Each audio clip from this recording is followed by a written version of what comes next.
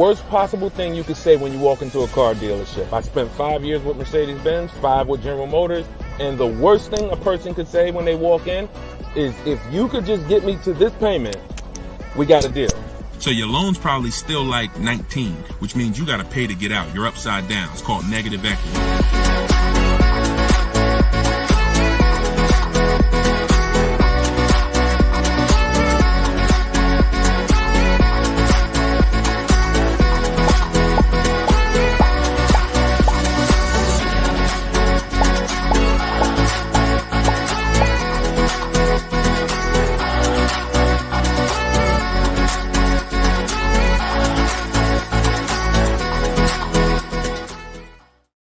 Welcome, everybody. Welcome to episode 7, I believe we're on, of Car Shopping Questions and Answers. We're live. Today is Thursday, 3 p.m. If you're watching this right now, then you are live. What we're going to start doing is we're going to start letting you know, because we do rebroadcast these shows all day, so you can, catch up on them. You can send friends and family to watch the rebroadcast. But right now, you are actually with us live. So welcome. If this is your first time here, can you type a 1 in the chat? Shout out to the first time people. I just want to see how many people are new. You've never seen me before. You've never been on a live show. Okay, Troop Chat, I see you, Troop Chat. Good to see you. I always like to know, because most of you probably have never been on a live with me before. What's up, Black Hummingbird? Great to see you. So hold on, I got Instagram on my phone here. And as you come in, first of all, I want to introduce myself, because you don't know me. My name is Deshone. I go by Deshone the Auto Advisor. I spent 14 years in the car business, 5 with Mercedes, 5 with General Motors, and 4 I ran my own brokerage. Now what I've been doing since 2020 is showing you how to get below market car deals on purchases, leases, used cars, new cars, everything from home. I'm the author of the book, the digital book, Cars from Home, 7 Steps to Saving Time, Money, and Avoiding Dealerships.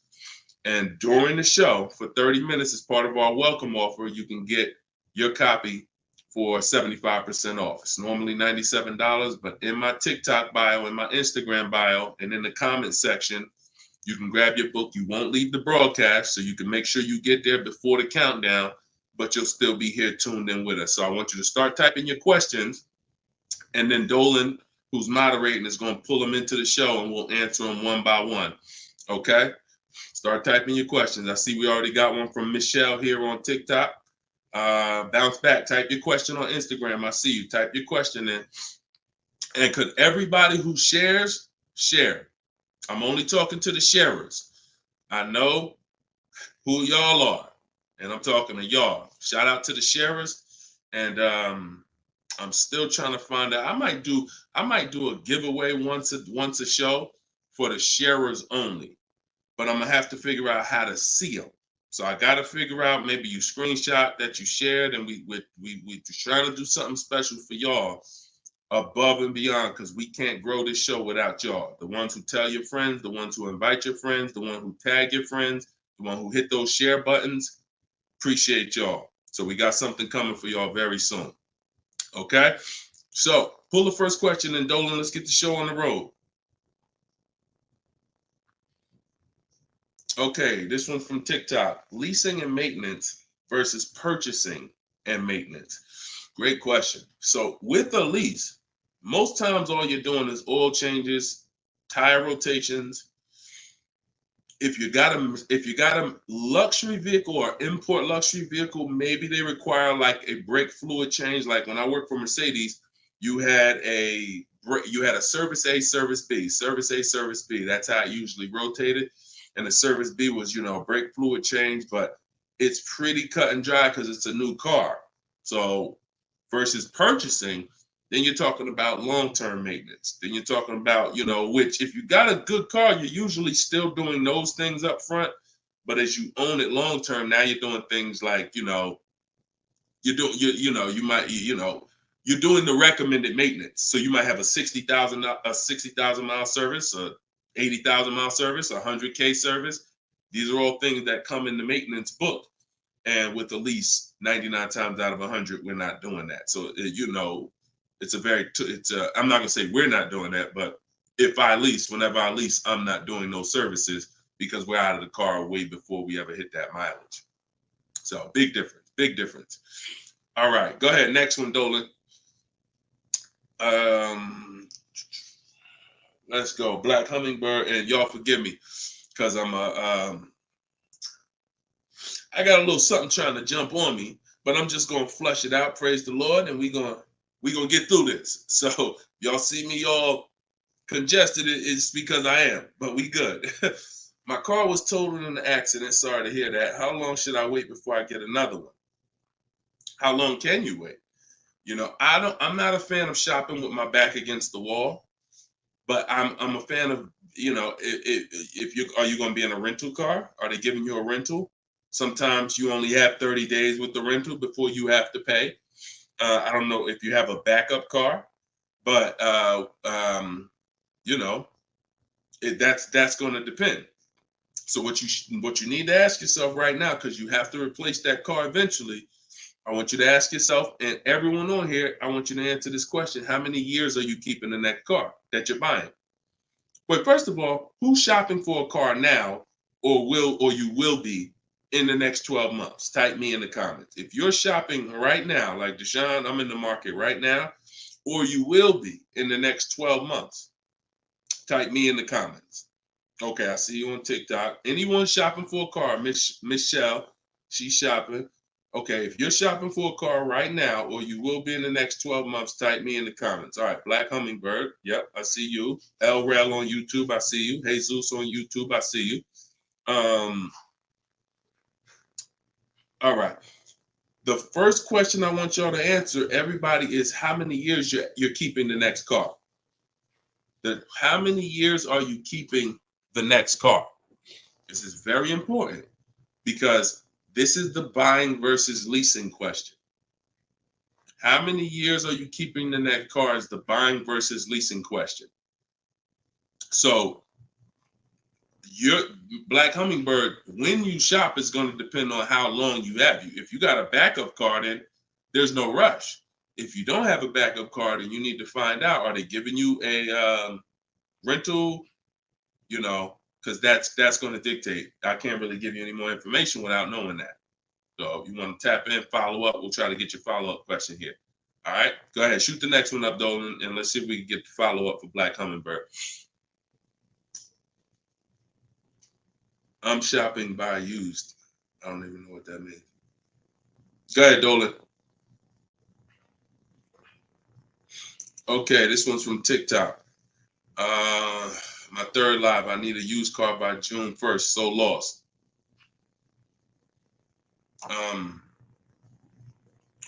Where you lost?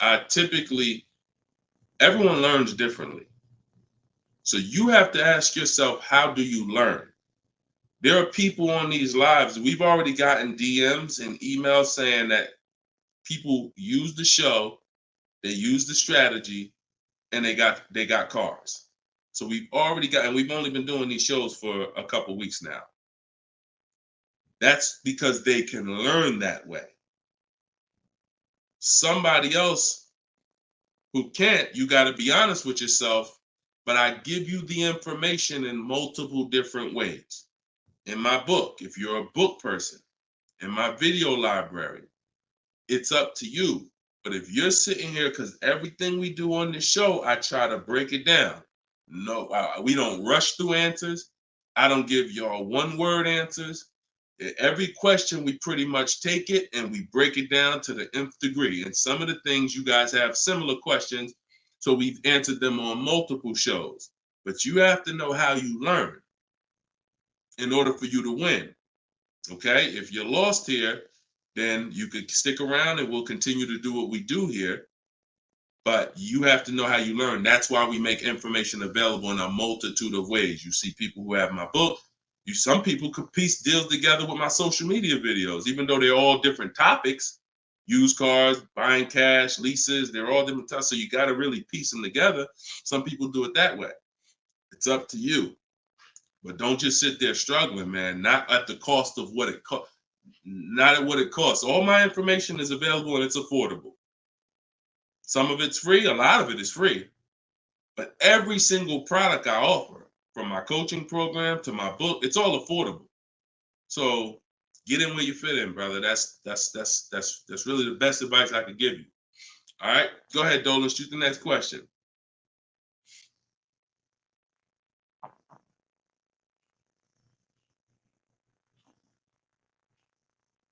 Okay, this one's from YouTube. LRel, what's going on? Peace, Deshone. I'm in the market for a used pickup truck for work. Never had one. How do I narrow down a reliable make model?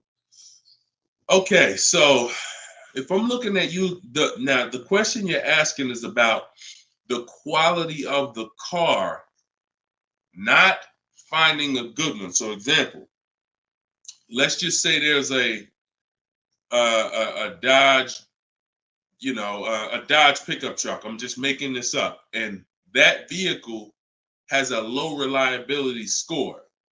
It doesn't matter if I go find a good one and I use my steps, the steps I'm going to go over with you to find a great used car, because the car overall has a low reliability score. Some Nissans have a low reliability longevity score because of their transmission. It doesn't matter if you use what I'm going to teach you to narrow it down to a great one, because the vehicle overall has a low longevity score. So I think the question you're asking is, how do I find a vehicle that has a good reliable one, and then I'll go shop for it. And because we could switch it. You could have a vehicle that has a high reliability score, high longevity score, but then you got a bad one because you didn't have a process on how to get it. So I think you're asking the first question, which is top level, how do I choose some good vehicles? And that's really Google, and we have a process. It's in our shopping process where we do a reliability check on every single vehicle. It takes 5 minutes to do. You're going to type in the specific year, because years change. You might have a 2019 that has low reliability scores. In 2020, they fixed it. So we got to make sure we're adding the year when we do this Google search. But if I'm looking for a pickup, I'm looking at like a 1500, and I'm looking at, what I need. Some people need 2500 if you need heavy duty or something like that. But then what you're doing is typing it into Google, and you're looking at all the competitors. I'm looking at the Toyota pickup. I'm looking at the Dodge pickup. I'm looking at the Ford pickup. I'm looking at the Chevy pickup. And then I'm just choosing, all right, which one of those do I like? All right, I like those two. Then I'm deciding which one I'm going to like. Now, if you're buying used, you can't test drive it, because you can't test drive a used car until literally you're ready to take it home. You can't go and test drive one here, because the one you end up getting may drive totally different. That's just the way it is with used cars. So oftentimes what you're doing with used cars is you're looking at it, you're looking at videos on YouTube, but you're going to narrow it down to what you like, usually what you see in supermarkets, parking lots, on the road. Oh my goodness. Lord Jesus, help me get through this. And then what you're going to do is you're going to do that reliability check. So you go to Google, you type in the year 2019 Toyota Tundra reliability. Then you're going to skim that first page. So that first page of articles is going to tell you all you need to know. If you see low scores, if you see 7 out of 10 reliability, just skim that. Don't pay attention to any site from a dealer. This is part 4. This is in my book, because this is step 4. Because the next step after this car passes this test is now we're going to shop for it. You can't skip this. So that's why this is a really good question. Some of you are skipping the process of doing a reliability, longevity, and initial quality check on the cars you're getting. And that's why you get cars that are in the shop every 90 days. It's not because you bought a bad one necessarily. It's because the car itself has a low rating. Transmission's going out on you because you didn't do a longevity check to see that that car is known to have transmission problems at 80,000, 90,000 miles. So if you skip this little 5-minute step, it could cost you thousands of dollars. So you want to do that reliability, skim those articles. And then because you're keeping long term, you're not leasing, you're going to do the same thing with longevity. So you're going to type in 2019 Toyota Tundra longevity. And that's when you're going to see what they're saying about the car long term. Does it, transmission issues, engine issues? Sometimes it'll say right at the top, these cars are known to last 200 to 300,000 miles when properly serviced. Then then the only mission is, all right, the car itself has great scores. Now I have to find a good one. Okay? That's step one now. Okay? That's where you start. Great question.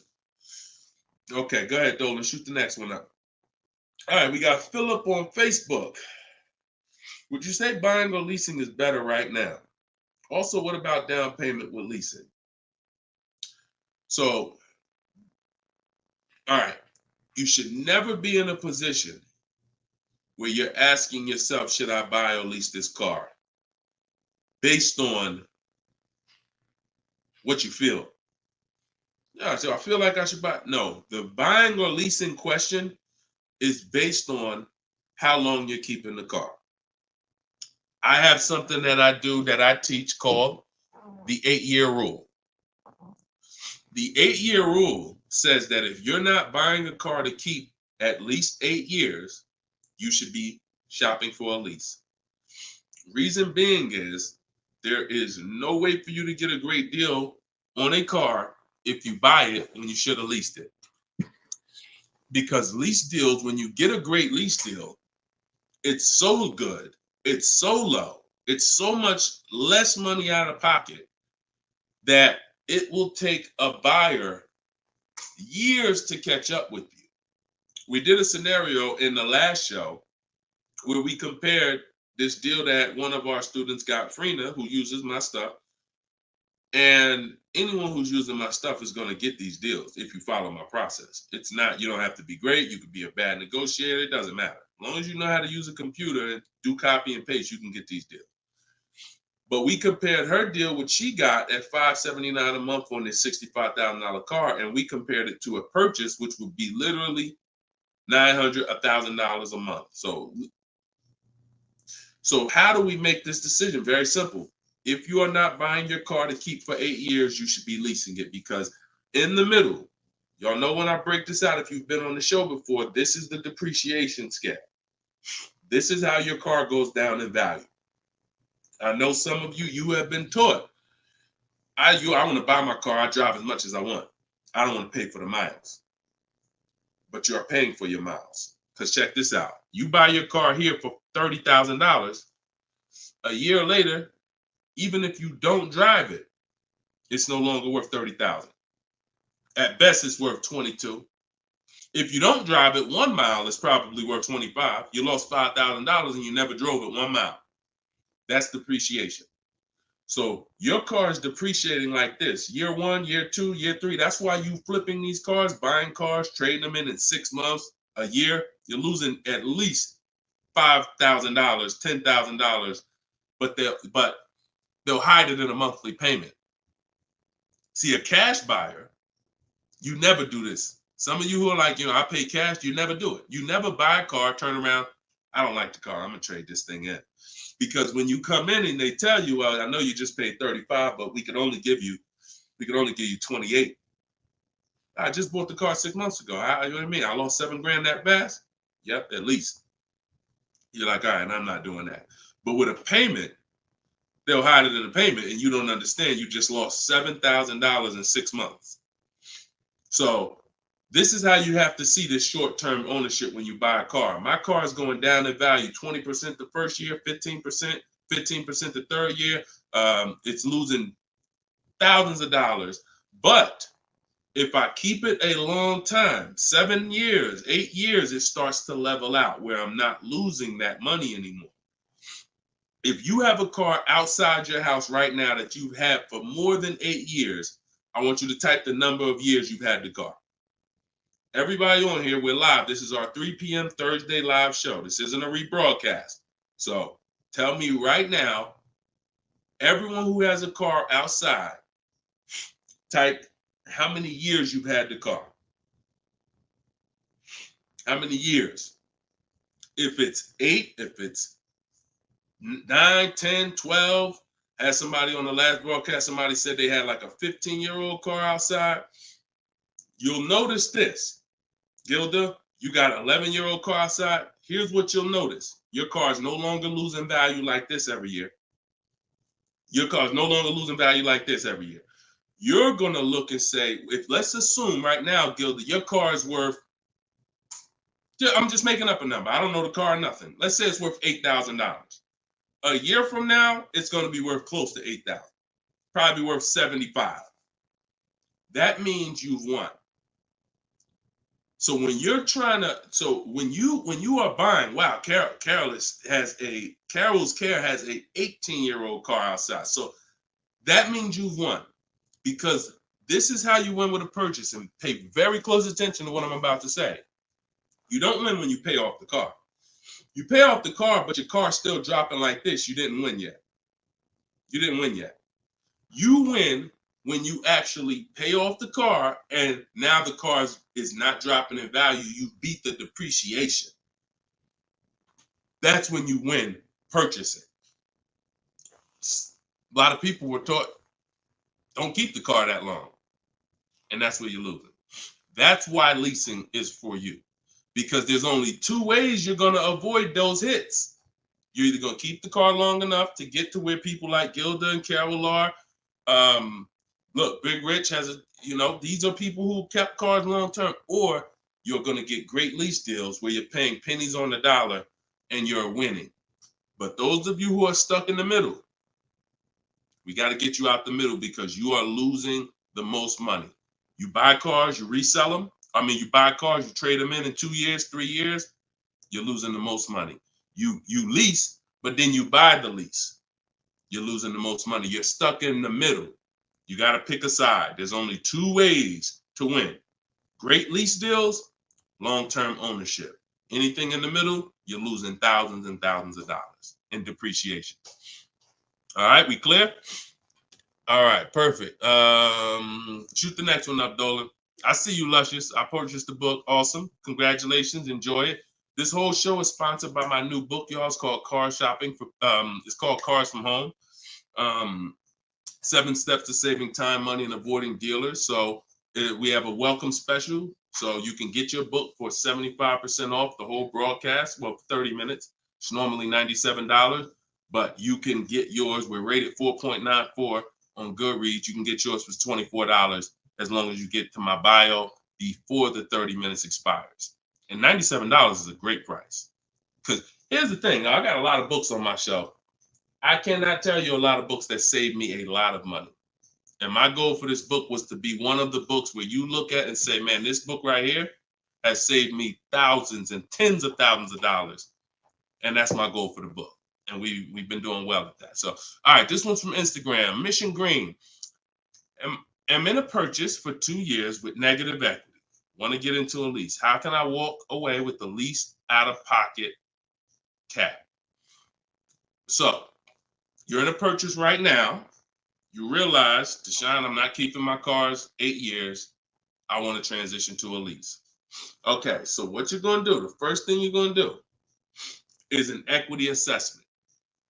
Equity assessment is when you find out you're going to get the highest bid, because we never sell a car. We don't trade cars. We never replace a car without getting bids on it. We never buy a car without getting bids on it. We never take a loan without getting bids. So what we are doing is we need to get bids, because bids are going to tell us what is the highest offer we can get for our car, which means that would be the smallest amount of negative equity we could possibly have. So as you get these bids, you're going to get your payoff from your bank, call your bank, get your payoff, then go to CarMax. We like to get 6 bids. CarMax, Driveway, Carvana, Kelly's Blue Book Instant Cash Offer. Do not use kellysbluebook.com. It's nothing but a marketing website that it does us no good. Kelly's Blue Book Instant Cash Offer. Auto Nation Sell My Car, and Car Guru Sell My Car. Now, that'll get you 6 offers. And once you have those 6 offers, you'll know this is what my best case scenario is when it comes to my negative equity. That's my best case. There's 2 ways to get out of negative equity and get a car. There's 3 ways to get out of negative equity, but one of them doesn't lead to a car right now. So we're talking about the first option. That's what you do, and you want to pay the difference. So you're going to get all those bids, and you're going to look and say, okay, I got a $4,000 negative equity if I sell my car to AutoNation. They're the highest bid. Highest bid, $4,000 negative equity. I would not be taking any other money other than the putting it to the negative equity. If you got $4,000 in your pocket or anything and you're like, hey, should I put this down? No, we're going to get the next car with no money down. We need to minimize our negative equity by taking the highest offer from the online bidders. Now, once that happens, we close the gap, and that's the way to move. That's the best case scenario. So if you can't do that, then what you're going to do is you have to trade. This is the only time we trade cars. There is no other time where we are going to trade a car, because you don't get the most money trading a car. You don't get the most money trading anything. If you think about it, if you got a lawnmower and I got a bike, and I'm like, man, look, I'll trade you my bike for your I'll trade you my bike for your lawnmower. Neither one of us is really getting the most money that we could get. That's a trade. It's like a little compromise. I take a little less because I got something you want, you got something I want. It's different than me saying, you know what, I got a bike. Let me see the most money I can get for my bike, and then I come back and pay you for the lawnmower. And this is how you have to see it. This is why we don't trade. Because when you trade, you're not making the buyer win a bid. You're not making the buyer bid. You're just saying, whatever you could pay me, I'll take it. That's why the first option I just laid out is the best option. But some of you don't have the cash to pay the difference. So you have to now forget about the old car right now. You shop for your new car and you get bids. So let's just say in that example, I find out I'm you. I can't cover the difference and sell to the online bidders. Now I'm going to start shopping for my lease. So let's say I'm shopping for a Jeep Grand Cherokee. I get my offers. I find out who wins the bid. I identify you're the highest bidder, and I'm going to that dealer and saying, okay, you're the best bid. Can you tell me what you could pay for my old car? I'm not telling them what I owe. That doesn't matter. I'm just seeing, what could you pay for my old car? And then I'm going to have them get an offer. Now, it's not, in 99% of the time, you guys, it's not going to be what you thought it was. If your highest offer over here with the online bidders was 22, do not think that dealer who won the bid is going to say, I'll give you 22. They probably say, the most I can pay for it is 20. And you have to take it because they can't win both bids. That's just almost impossible. The fact they're going to outbid all their competition on the car you're trying to buy from them. So I beat all these other Jeep dealers to win your business, and I'm going to beat CarMax, Boom, Driveway, all these other companies and pay you more for your trade. That's not going to happen. So that's why I say the first option is the best, because the second option, you're going to have more negative equity because the dealer cannot pay as much as the online bidder. So now that's what you would do, and you would tell them, okay, please add it to my deal, and you'd have to roll it into the lease over there. Third scenario where you can't get out is if you have too much negative equity. You're either going to need cash or you're going to need to pay the loan down. It's that simple. Because when you bring that negative equity over, the bank only has a certain amount that they're going to approve. If you're buying a $40,000 vehicle, they're not going to approve $55,000 because you got all this 10 grand negative equity, 12 grand, you're just trying to slap it on. You can have a 900 credit score. That's why I call negative equity the bad credit for people with good credit, because it can literally prevent you from getting a car. So that's when you have to pause, or you got to put money down to try to get within the loan to value ratios. And that's why I say stay out, get out of negative equity and stay out of it. And 99 times out of 100, the reason for your negative equity is you don't lease.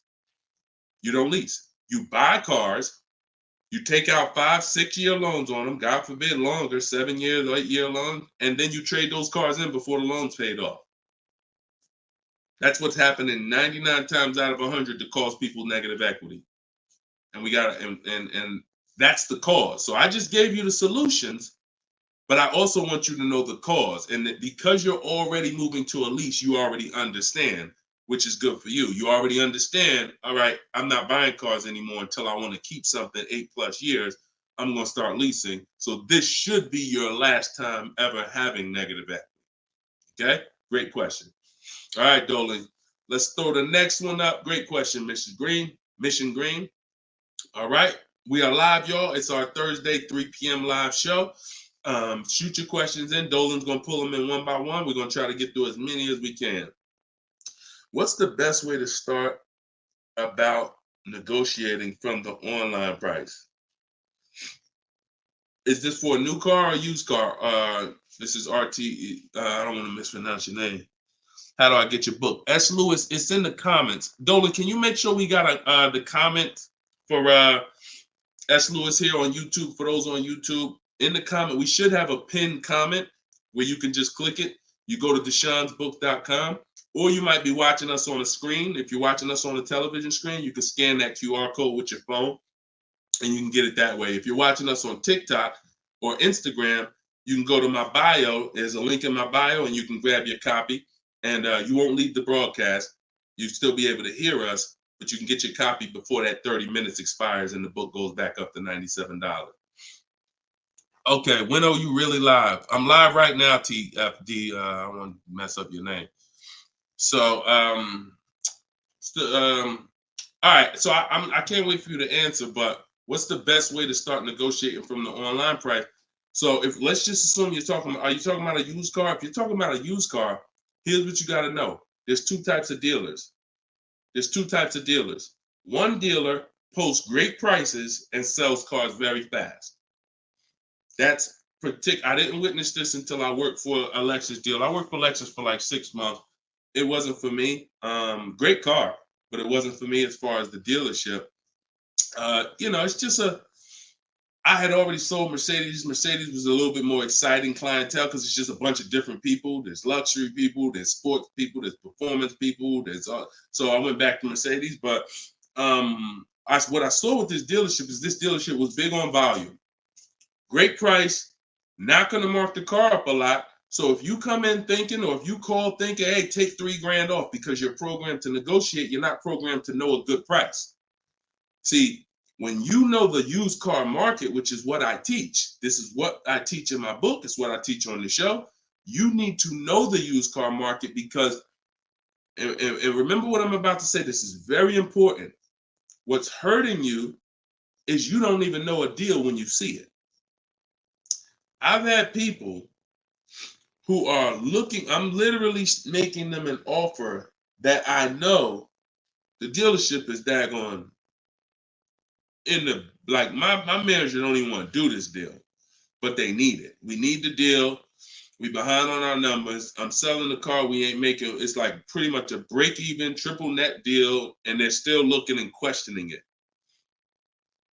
There's nothing we can do. And the reason why I never get in that situation, and the people who listen, if you listen to me, you'll never be in that situation, is because when you have multiple offers, you know a deal. See, the reason why those people would question if this was a deal, they didn't have enough offers. They didn't see that there's offers $2,000, $3,000, $4,000 more than the one I was making them to know confidently, Deshone, this is better than every offer I got so far. Let me take this and get up out of here. So you don't know a deal when you see one, and that's hurting you because someone who knows a deal, like me, or like somebody that listened to me, give you an example. Some of you are in the same town as some of you have my book. And some of you are actually shopping for the same car that someone else on here is shopping for. that means y'all are competing. So someone who's using my stuff and who knows a deal and who's sitting here talking to multiple dealers while you looking at one dealer slow and doing this, they're going to get that car out of before you even have a time to wonder if this was a good deal. Oh, you know what? That is a good deal. Let me call them back. That car's gone. It's gone. So that's the first type of dealer. They price the cars to sell and they're not going to be online for more than 24, maybe 48 hours, and they're gone. The other used car dealer is dealers who price them high and they prepare to negotiate. They're ready because they know people want to see a discount and they're waiting for somebody like you to come in and say, okay, knock $2-3 grand off, you know. But if they're overpriced, what does it matter? If you're overpriced $3,000, $4,000, $5,000 and you take $3 grand off, you're still, it wasn't the best deal. So don't think so. Some of the best used car deals, when I bought my Infiniti truck, he literally only had $800 he could give me when I got there. I didn't ask for it when I was on the phone because, again, what I say, I'm trying to teach y'all the psychology. I don't want you to know everything that goes on behind the scenes. I just want you to know what to do. But every now and then I got to tell you why you should be doing this. When that car comes on, and that dealer knows this is the best price in the market, this car is not going to last for 48 hours. You call them and say, hey, could you do another 1,000 off? Click, not even interested. One, the car just got here.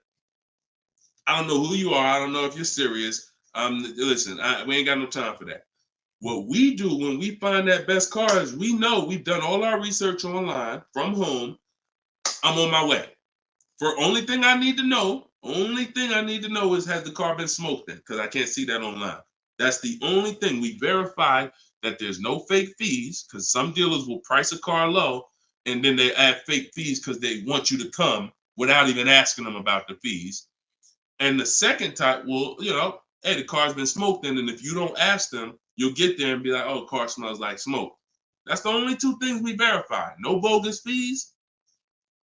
Nope, hasn't been smoked in. I'm on my way. Then when I get there, we test drive. Car meets our test drive. All right, boom. Can you do another 500 off, 700 off? Because I already know it's the best price in the market. See, when you know the market, you negotiate intelligently. When you don't know the market, you come in, hey, listen, take $3 grand off. You don't realize you look ridiculous. I don't want you looking ridiculous saying, yo, man, I can't do it. You haven't done your research. I don't want you leaving, oh man, that dealer don't want to make a deal. No, you didn't know a deal. And you leaving and you like, oh man, I'm gonna find somebody. So this is the science of car shopping online. This is the science. You gotta be able to know, is this car the best price in the market? If so, I'm not gonna ask for any discount until I get there. Because once they see me, I drove it, they know I'm serious. I know the car's the best price in the market. Hey, can you do another 500? Even if they say no, I know they won. All right, I won. But if they say, yeah, listen, I wouldn't normally do it because the car just got here, which is true. I know that. But, you're here. We want, all right, $500, we got it. Or, hey, look, can we split it? I really don't have the room. In which case, we know they're telling the truth because we know the market. You got it. We'll do it. This is how you get below market used car deals. You don't just stumble onto them. You get what I'm saying? Is everybody clear on that? Type clear if y'all are following what I'm saying. Clear if you're following what I'm saying. You're not going to accidentally stumble into a below market deal. It takes strategy to get below market deals. If everybody could get below market deals, they wouldn't be below market deals. They'd be average deals. Does that make sense? All right, glad we clear. I see you, Michelle. All right, shoot the next question up, Dolan. Let's roll. Let's keep it going. I see you, Rose, on Facebook. All right, Blooming Chosen One from Instagram. Almost done closing at 1%. Let's go. Come on. Come on. That's what I want to hear. Come on. If y'all don't understand, Blooming Chosen One is about to close a 1% lease deal. That means her lease pay, I'm assuming that this is a woman. I can't see, so forgive me if there's no picture. She's about to close a lease deal at 1%, which means her lease payment is 1% of the MSRP, no money down. I just want to make sure it's clear, chosen one. We don't, if it's money down, it's not 1%. It should be like $400 a month. I'm giving you $400, car's $40,000. That's 1%. So, any tips on techniques for finding great deals on insurance? I use Insurify or I use Jerry. These are apps that shop on websites that shop multiple carriers. And I know it's Kayak and stuff like that, but what I found is Insurify has like insurance companies that we don't know about. It's painful shopping for insurance unless you have something that's actually, because think about all the insurance companies around us that will want to give us auto insurance. We don't know about them now. Small companies, they don't have the advertising budgets. So you want a tool that's going to connect you with all these insurance companies, not just the big name ones that we all know, Liberty Mutual, State Farm, that got the, $1 billion marketing budget. Some of the smaller insurance companies, we want to get those offers. And so Insurify.com, I'm not sponsored by them. I just love multiple offers. So I love multiple offers. And so any tool that gets me multiple offers on anything, I love. So yeah, that's what I would say. So keep me posted. I told you, I want to see your deals. See, she ain't even say what car she's looking at. That's how we know. See, people with no skills, all they talk about is the car. Just got the new Range Rover. Yep, just treated myself. Retirement gift. All they talk about is the car. And I'm not stepping on your toes, but you like Deshone, that's me. That's me. I know who I'm talking to. When you start getting skills and buying cars, making people bid 90 minutes from home, using my systems, the first thing that you're excited about is the deal. The car is second, but the deals, once this deal's closed, now I'll get excited about the car. All right, good job. Great job. I love it. Go ahead, shoot the next one up, Dolan. All right, from TikTok. Is it true that there is no need for down payment?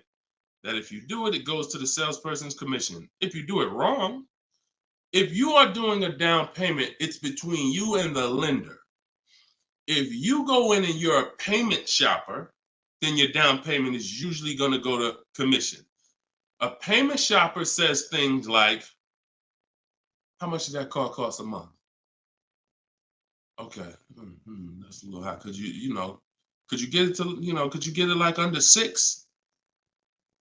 As a payment shopper, no idea about the numbers, just talking about payments. If you stop doing that, and if you've done that, see, I don't want to, look, I hope we're building a community here where people could be honest. If you've done that, type ouch in the comments.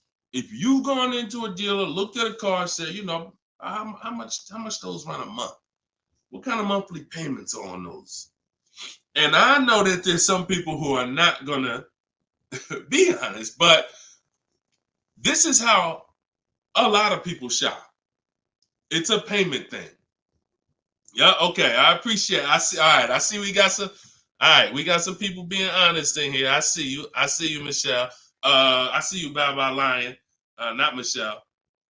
So that's where you get in trouble. So what do you do outside of that? You separate the payments from the car. The payment you handle when you're shopping for, look, Byron on YouTube said, ouch, just experienced this past weekend. It's terrible out here. It's great out here for us, okay? It's terrible when you have no strategy. It's terrible if you're winging it. It's great out here for us. Like, and I'm not even saying that, underplaying that. Like, I've been doing this so long, and I got just so many people that done learn from me, and so many people getting cars. I got a private group, so I get to see this stuff. You know what I'm saying? I get to. If you guys been on these shows, I share people's stuff. I share Tope stuff. Greg's deal. This is our book, 4.94 on Goodreads. Get your book 75% off, or you can wait and miss the 75. You can pay 97. Either way, it's worth it. Either way, but $24 is better than $97. In my TikTok bio, you got 30 minutes, or in my Instagram bio. But check this out, Kimberly's deal. She saved 20 grand off her Maserati. Look, Bonita, Middle of the pandemic. So we've been hearing since we started this whole thing, yo, it's terrible out here. Man, there's no deals out here. Middle of the pandemic. Look, December 2022. Blood in the streets. Kia Telluride, one of the most popular vehicles of the last 3 years. Bonita, from home. Kia, 2023. 600 down, 600 a month. People paying $800-900. It's people right now that's going to watch this broadcast that has this particular car paying $700,000-900,000 a month for it. This same vehicle. So, Charles, Hyundai Palisade, top 5 most popular vehicles the last 5 years in this category. Look, $597 a month, $48,000 truck. So it's what you know. In fact, it's what you don't know. So I would tell you, yes, when you are winging it, when you shopping, when you just winging it, yeah, Byron, it's gonna seem like, man, it's horrible out here. When you step back and start using my bidding systems and letting these deals come to you, letting loans come to you, you're gonna feel like you're in control. You call the shots. Okay? So that's what I want everybody to know. It's all perspective. You know, somebody who's never had a fight in their life may be like, oh, shoot, I'm gonna lose this fight. Mike Tyson, he's not worried about losing a fight. And I hope he's not throwing this fight. So, another end. It's all about what you know. You learn better skills, you get different results. You keep the same skills, keep shopping like our grandparents shop, keep shopping like our parents shop when there was no internet, keep shopping like it's 2005, you're going to get those same results. All right? Everything I'm talking about, y'all, is in my book. This whole show is sponsored by my book, Cars from Home, 7 Steps to Saving Time, Money, and Avoiding Dealerships. My whole shopping system is in there. You can get yours in my bio. I just said that. So go ahead, Dolan. Shoot that next question up that you had up on the screen. My lease is up this year, but I'm over 4,000 miles, and a car dealer just told me if I lease again that I'll have to pay for the over miles. What do I do? Okay, I want you to know something, and I want you to hear me clearly. Dealers who tell you they'll cover the mileage. I know some of you have heard this in the past. You know, my dealer said if I release a car from them, they took care of the mileage for me. No, they didn't. No, they didn't. Mileage is never taken care of because mileage is between you and the bank. You told me you were going to drive this, the bank, not the dealer. Dealer has nothing to do with the car. Once you drive off the lot, it's between you and the bank. It's between you and the leasing company. So when you go over miles, the bank says they told us they were going to bring this car back with 36,000 miles on it. They already have an estimated value of what they're going to sell the car for, and it's based on 36,000 miles. That's why if we're under miles, we always do an equity assessment. You're going to do this either way, Miss B, but this is one of the main reasons when we're under miles, it doesn't matter, because if we drive less than we told them we were going to drive, we want to see if there's any equity that we can actually pull out. If you didn't know you can sell a lease, yeah, that's another discovery. Aha moment, you can. We've been doing it for years. So, but going back to this case, if you're over miles, you got to pay for it because you can't give it back to them. It comes out of their profit. So what do we do to try to minimize this? One, we don't let a dealer tell us we're going to work this out for you. We have to do our own equity assessment. So you want to see what your position is. You want to call the leasing company, get your payoff. This is the second step in my process. Once you know whether you're going to buy or lease again, that's step one. Now, if you have a car to replace, you own it, you lease it, doesn't matter. Anything you're replacing, we got to do an equity assessment on it. So we're going to call the bank, get our payoff. If it's paid off, obviously we don't have to do that. And then you're going to get that payoff, and then you're going to get those offers I talked about earlier in the show. If you missed it, I don't want to go through the whole equity assessment process because we already did it. And for the people who've been on here, I don't want to repeat the whole thing. But if you go on YouTube, if you go on Facebook, you'll be able to see the broadcast. Go to the section on equity assessment and follow that process, because you need to see, can I sell this vehicle and break even, get out of it? Or if I have a mileage penalty, you know, does it make more sense for me to actually get out now, which in a lot of cases it probably won't because you have payments remaining. So if you got out now, see, if you sell it, it's clean. So if you sell it, and it goes back to what we were talking about with what somebody asked the question about the negative equity. Let's just say I'm you. I do my equity assessment. I find out to get out of the lease, I got to contribute like $1,000, but I could get out now. When I sell a lease, there's no penalty. It's literally no payments due, nothing. It's everyone's whole. That's the only way everyone's whole. My second option is I got to account for the payments I have left on my contract. If I got 5 payments left at $500 a month, that's $2,500. Does it make more sense for me to get out now and pay those payments? Probably not. Or does it make more sense for me to just wait and take the mileage penalty? So those are the 3 things you're comparing. Selling the car, and you're seeing what's the least money that comes out of my pocket. What's the best of those things? Selling the car, getting out now and taking the payment hit, because all those payments are going to be due. They're going to have to be rolled over to your next vehicle, or driving the car until you get close to the end of the lease, and maybe maybe it depends on how much you drive per month.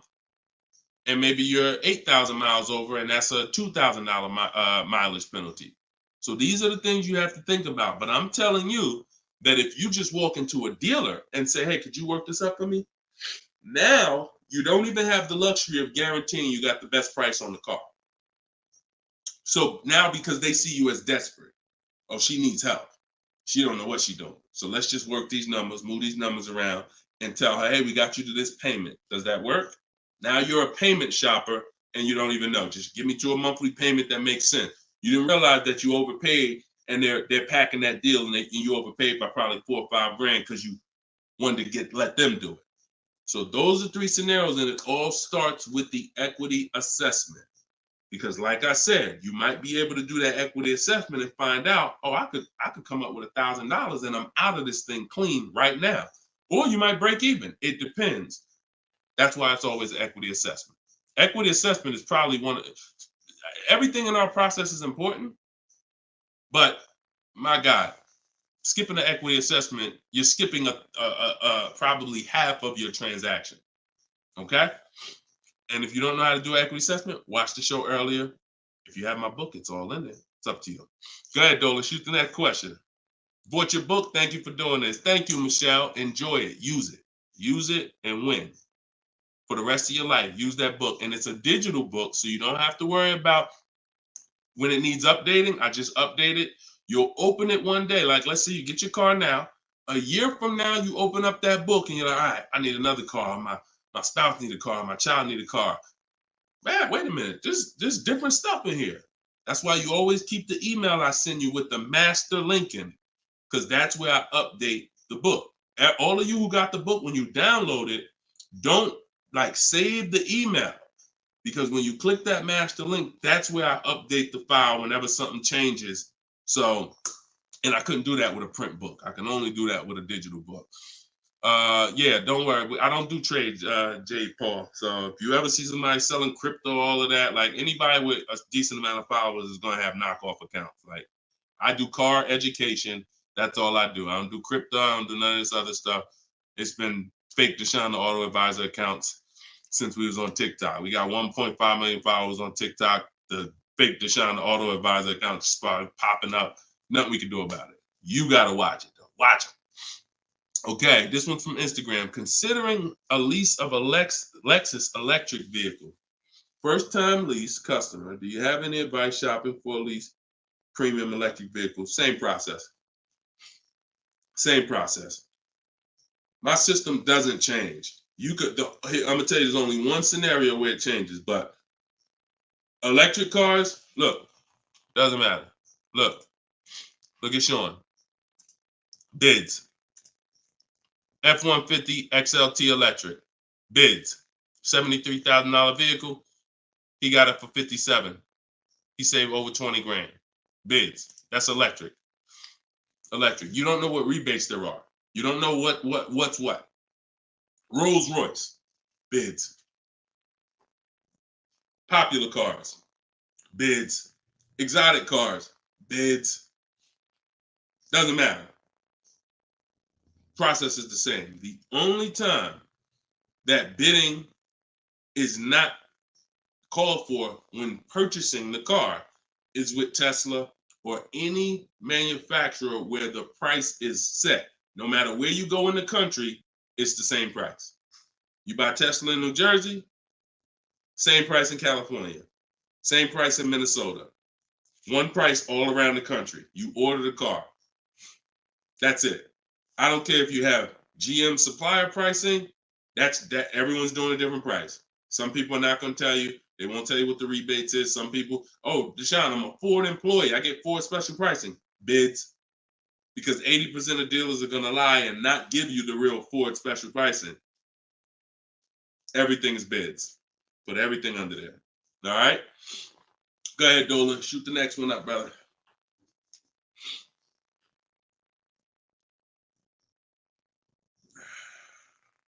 No, you don't bid. You don't bid, Coco. You're making people bid. This one bounced back, Brian from Instagram. What's up? Hey, bro, I recently financed the BMW 330M, but the problem is they gave me a high APR. Sounds like a payment shopper. Listen, we got to take responsibility. You accepted a high APR. Now, how do you get out of it? Only way is to refinance. You can refinance or sell a vehicle. And so bids, what we do is, see, now let's just say for an example, you use our system we call the bank bidding war. Bank bidding war is 3 rounds. We check to see if there's any special interest rates. 1, no special interest rates on the car, which a BMW 330M, probably not. You never know. But then if there's no special interest rates, we go and we get bids and we find a dealer that's going to sell us the BMW M for the lowest price. And it doesn't matter, popular cars. I had a young lady earlier this year. Well, no, that was last year. She was looking at the brand new X4M, redesigned, just redesigned, brand new body style. She got her offers. Best offer was $3,000 below MSRP. Worst offer was like $5,000 over MSRP. Brand new, newly designed, fresh in the country. No one's ever seen it. Bids, she got $3,000 below MSRP. When people are paying thousands more than that. So it doesn't matter the car. Now, once we, but that's that's the part where I say you separate the loan from the car. You separate the loan from the car. We find the dealer who's going to sell us the car for the lowest price. Once that's done, now this is when we talk about the second round of the bank bidding war, which is my bank, my credit union, online lenders, not the dealer yet. The dealer is round 3. The dealer's banks, the dealer's credit unions, that's round 3. That's the final round. Second round is I'm coming home, getting my bank, my credit union, online, giving them my information, going online, car loans online, looking at everyone that I can find that gives car loans in my area, letting all these people run my credit, because if you do this right, it doesn't affect your credit other than one hard inquiry. It shows all the inquiries on your report, but when you rate shop using the bank bidding war strategy, at the end of the window, it only weighs on your credit like one hard inquiry. But you got to do this in this small window. Takes 2 days. First one is all of those bank, that's the round 2. So now let's say my best rate from that round 2 is 7.9 interest rate. Okay, round 2's done. Now I'm calling the dealer who won the bid, who has my car waiting. I already reserved it. And I'm saying, okay, my bank or this bank gave me 7.9. If you guys can beat it, I'll give you the business. Now round 3 starts. with the dealer going to work. That's when the dealer's bank. See, the problem is the dealer was your first offer for financing, or one of your first offers. The dealer, when properly done, is our last offer. And so if he came back and at the end of those rounds, 8.99 was the best rate, you wouldn't have a question. You wouldn't be questioning it. You wouldn't be saying, oh, man, how do I get? You would still be considering refinancing because that's still the solution. Whenever rates get lower, you refinance. But you wouldn't be it wouldn't be they gave me that. It would be that was the best rate available at that time. So that's why you need to get bids for future reference. But in your case now, all you can do is find somebody to refinance the loan. And that's what you do. Type in car loan refinance online. Call your bank, call your credit union. Hey, I'm looking to refinance and see if they can be 8.9. Okay. For future reference, though, bank bidding war. Okay. And that's we gotta we need to. I want to get you to the point. You gotta. It's up to you. Use this. Everything I'm telling you is simple. Nothing I'm telling you is rocket ship building. This is all simple online processes from a computer. We got grandmothers doing it. We got introverts doing it. Doesn't matter. We don't even talk. Has anybody heard me say anything about talking? No. We're using online tools to get these processes done. That's why they work for everybody. If you had to talk, then yes, you could mess it up. But this is for the future reference. We want to guarantee that we got the best price. And the only way we're going to do that is with bids on everything. Okay? Go ahead, Dolan. Next question. Great question, though. All right. This one's from TikTok. Can24 Loco. Is a lease worth it if I know I'm going over the miles? You pick your miles. You pick your miles. I had somebody no, I don't even want to talk about him. He's somewhere along the line they told him it was okay. So you pick the miles on the lease, and I would never in a million years pick less miles than I need. 10,000 miles per year, 12,000 miles per year, and here's what happens: if you see somebody who's intentionally picking less miles to save $20 and to go from 10,000 miles a year to 12,000 miles per year is probably like $20 a month. To go from 12,000 to 15,000 for most cars is probably another $25 a month. So the difference between 10,000 miles per year and 15,000 miles per year, 15,000, no penalties. Deshone, I know I need 15,000, but I took 10. So you're going to do 15,000 anyway, and you're going to be penalized for the 5,000 per year over at 25 cents a mile. Instead of paying the additional $45 a month, which would be way less than the penalties, because 5,000 miles per year, 15,000 miles over at 25 cents a mile is $3,750. $45 a month times 3 years is $1,620. Numbers are numbers. $45 a month more to my lease contract from the beginning, because that's the mileage I really need. I'm paying $1,620 extra over 3 years to have a comfortable lease experience, no penalties, and I can enjoy my lease.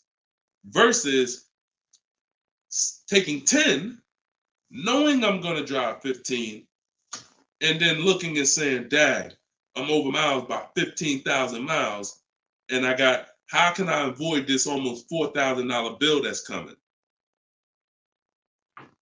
Choose your mileage wisely. Deal structure. Step 3, I got a whole step in my process on deal structure. This falls under deal structure. So we never take a lease knowing we're going over the mileage. We just never do that. We're setting ourselves up to not enjoy the lease. For what? That's it. Step 3 in my process, I got part of deal structure. I got a section in my book on this, is choosing your mileage wisely, where you look and estimate how much you drive, Or if you have a car, you just look back and say, all right, I drive 12,000 miles per year. You can look back at what you drove. If you don't have a car, then you're just going to look and say, all right, how many miles do I drive to work? Okay, and you add the miles up, and you'll see throughout the year. Oh, plus I'm gonna take a vacation. I want to go down. I want to go on vacation 2 times a year. That's gonna be another 1,000 miles each. All right, perfect. I need 14,000 miles a year. It's a 5 to 8 minute exercise, but you haven't been taught to do it. So there's nothing in my. I don't skip anything because I've been doing this since 2006. I've seen thousands of scenarios working in dealerships, General Motors, Mercedes, thousands. And every time I see something that is horribly wrong, that's costing somebody money, I just made sure I added it to my process. Okay, I'm gonna make sure anybody who listens to me doesn't do that, because this is what happens when they do that. So we got to choose our mileage wisely to actually enjoy our lease. Okay. All right, y'all. Look, we hit 1 hour and 6 minutes. I'm gonna wrap it. I usually try to go like 1 hour and 15 minutes, but as y'all can see, I'm actually struggling to get through this. I need to go and get me some tea, and that's what I'm gonna do.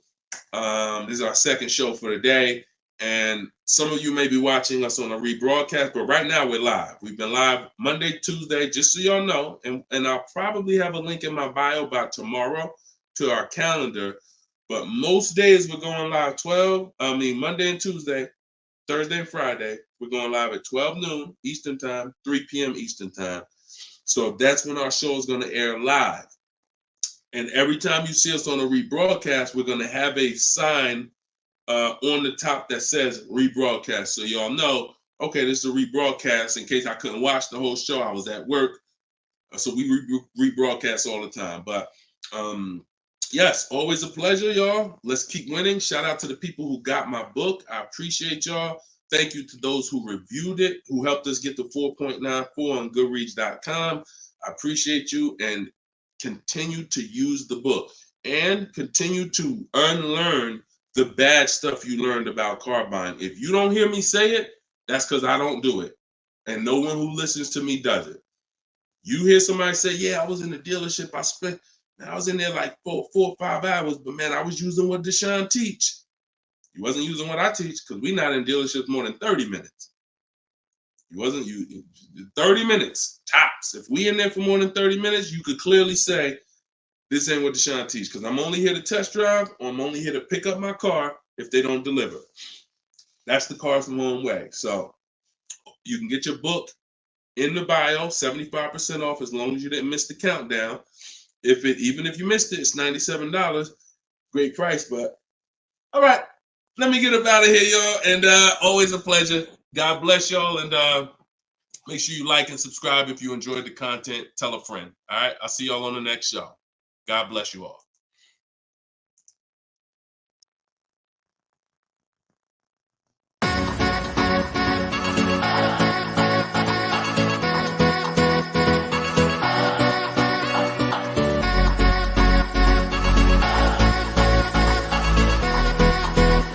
The worst possible thing you could say when you walk into a car dealership. I spent 5 years with Mercedes-Benz, 5 with General Motors, and the worst thing a person could say when they walk in is, if you could just get me to this payment, we got a deal. So your loan's probably still like 19, which means you got to pay to get out. You're upside down. It's called negative equity.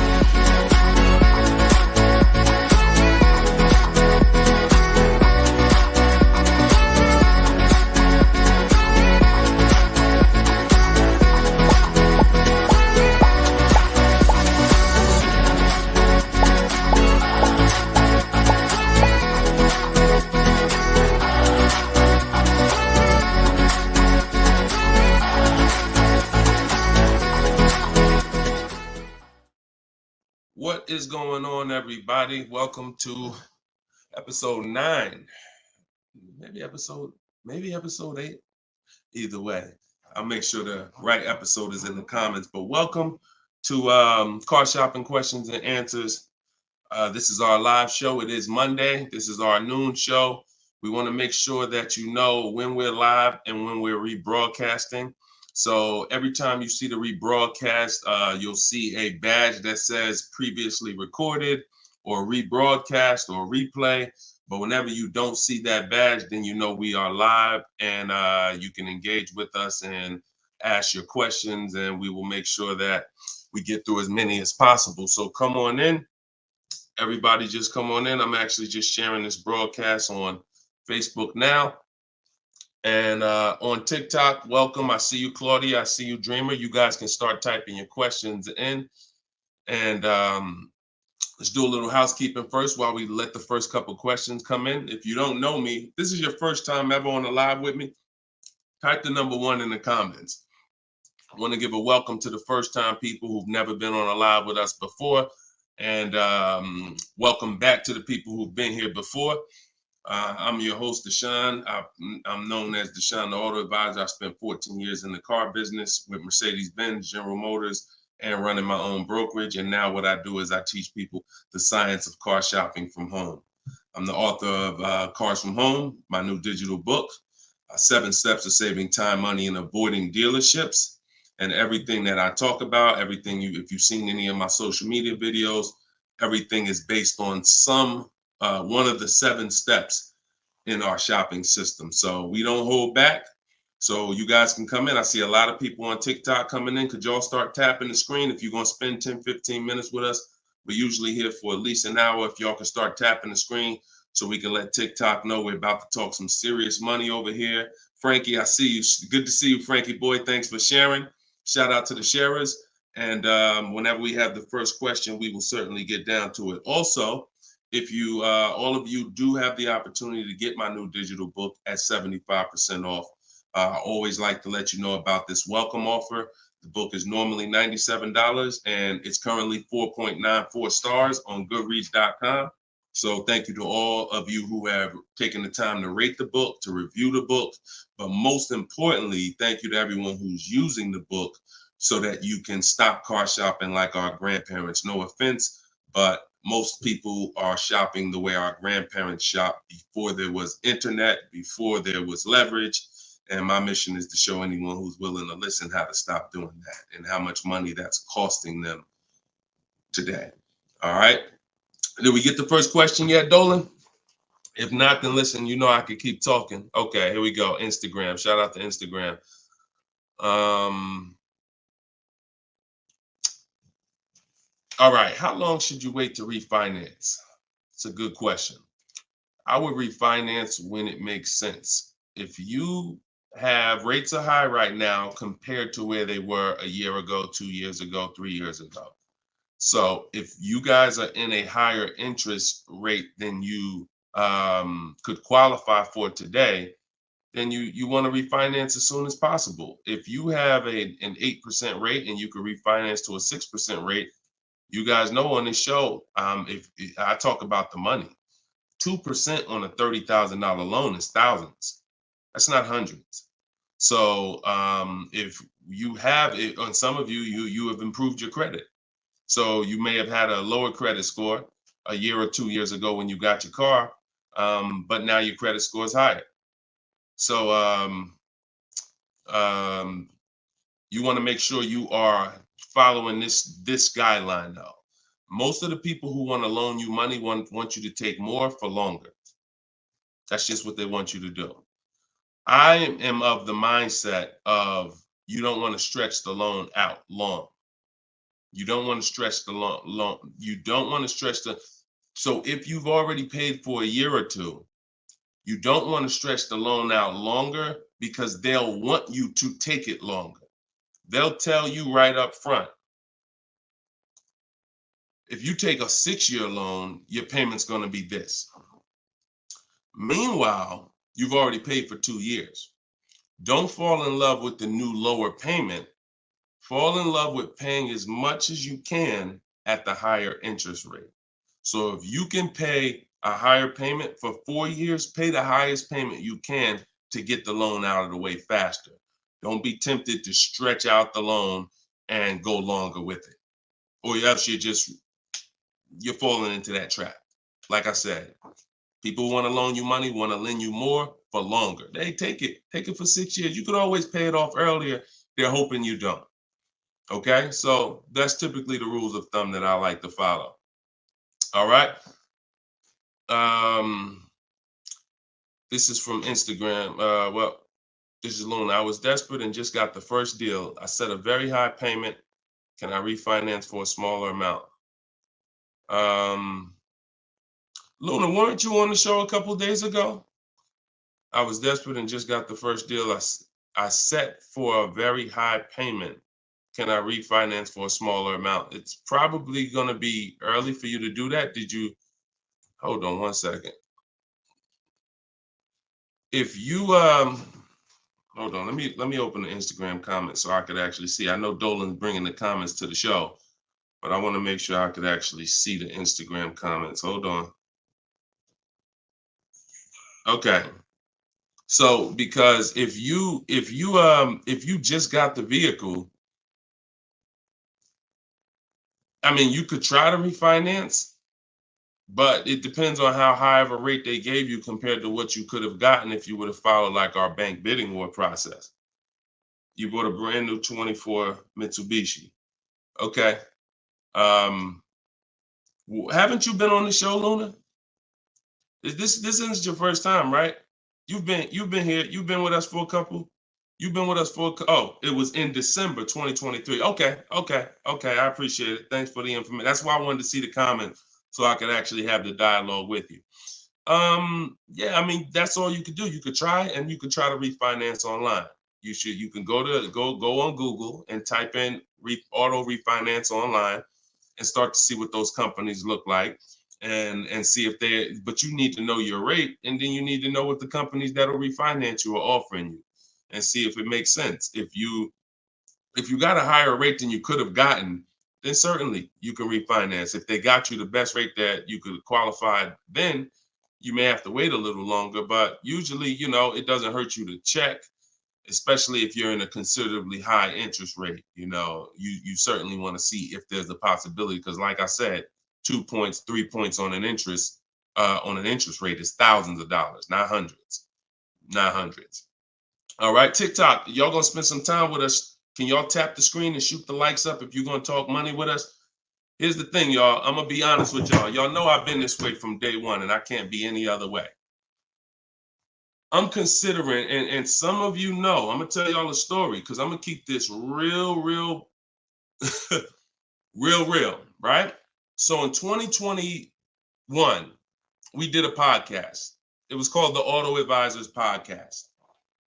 The Auto Advisors Podcast got 10,000 downloads in the first 90 days, which was a great metric for a new podcast. I stopped it. You know why? Because we're in the way the podcast is, and I'm just keeping it 100% with y'all. I'm never gonna stop doing the information, but if people don't engage with the show, then we'll just keep the rebroadcast going. The rebroadcasts are great. I'm 100 for my lifestyle, for my getting the information out. We do tons of free social media videos. I just don't want y'all to be questioning, Dad, why Deshone not doing the live show anymore? Because the live show needs to make sense.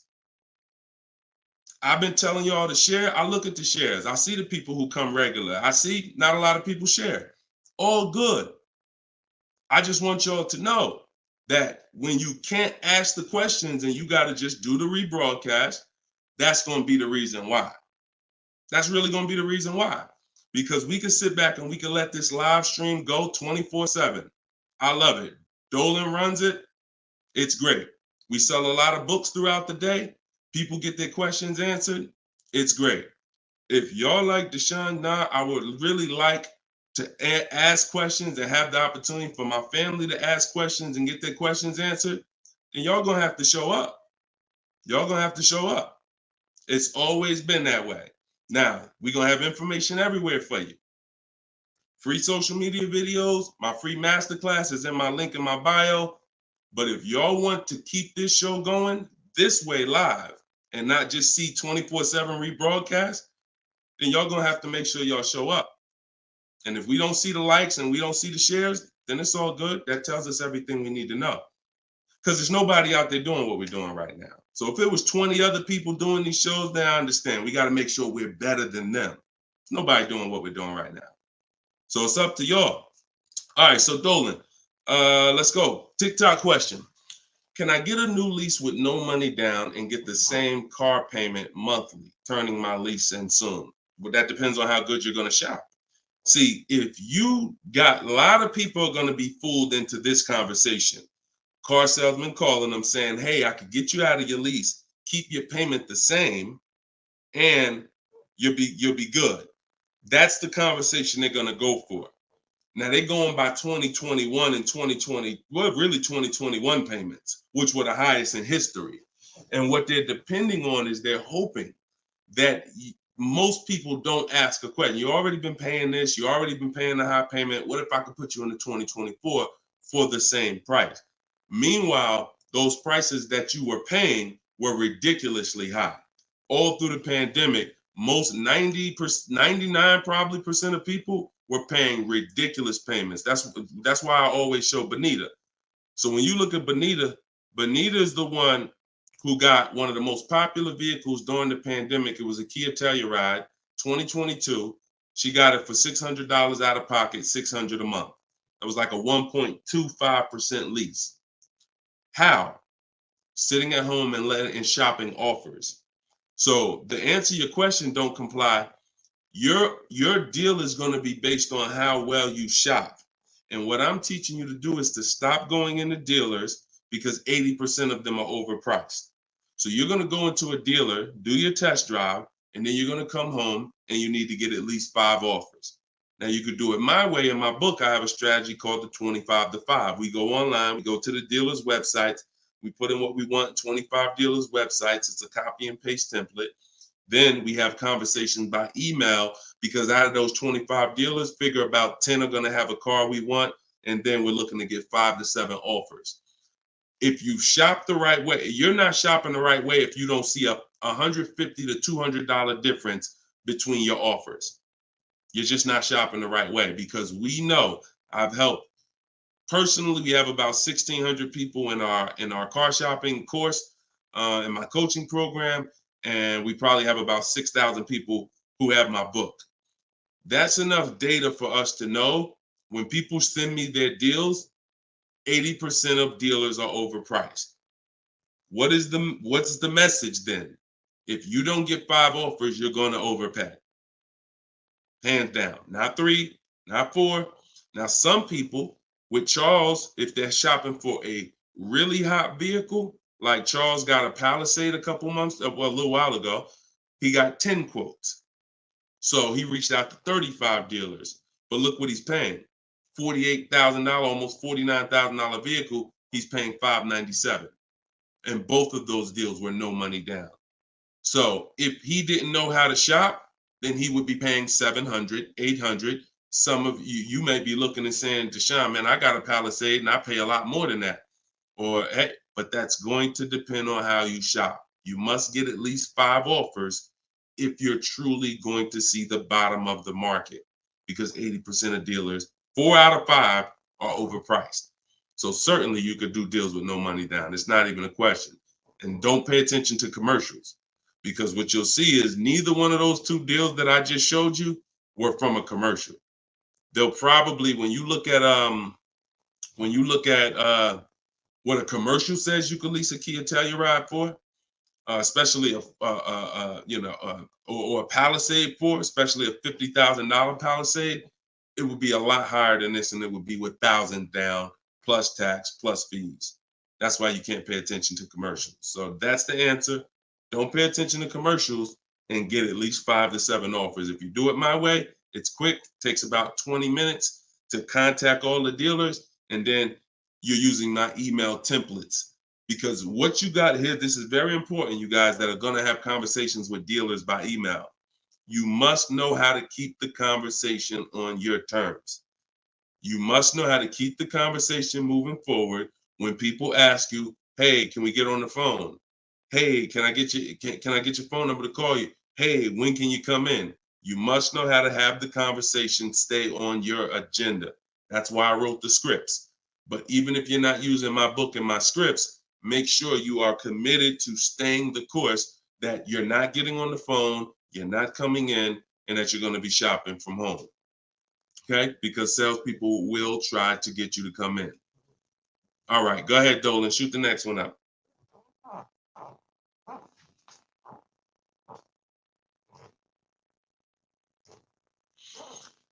Okay. Hi, the dealer wants to run my credit card. I just watched one of your videos and you said don't let them do that. They want to run your credit card for what?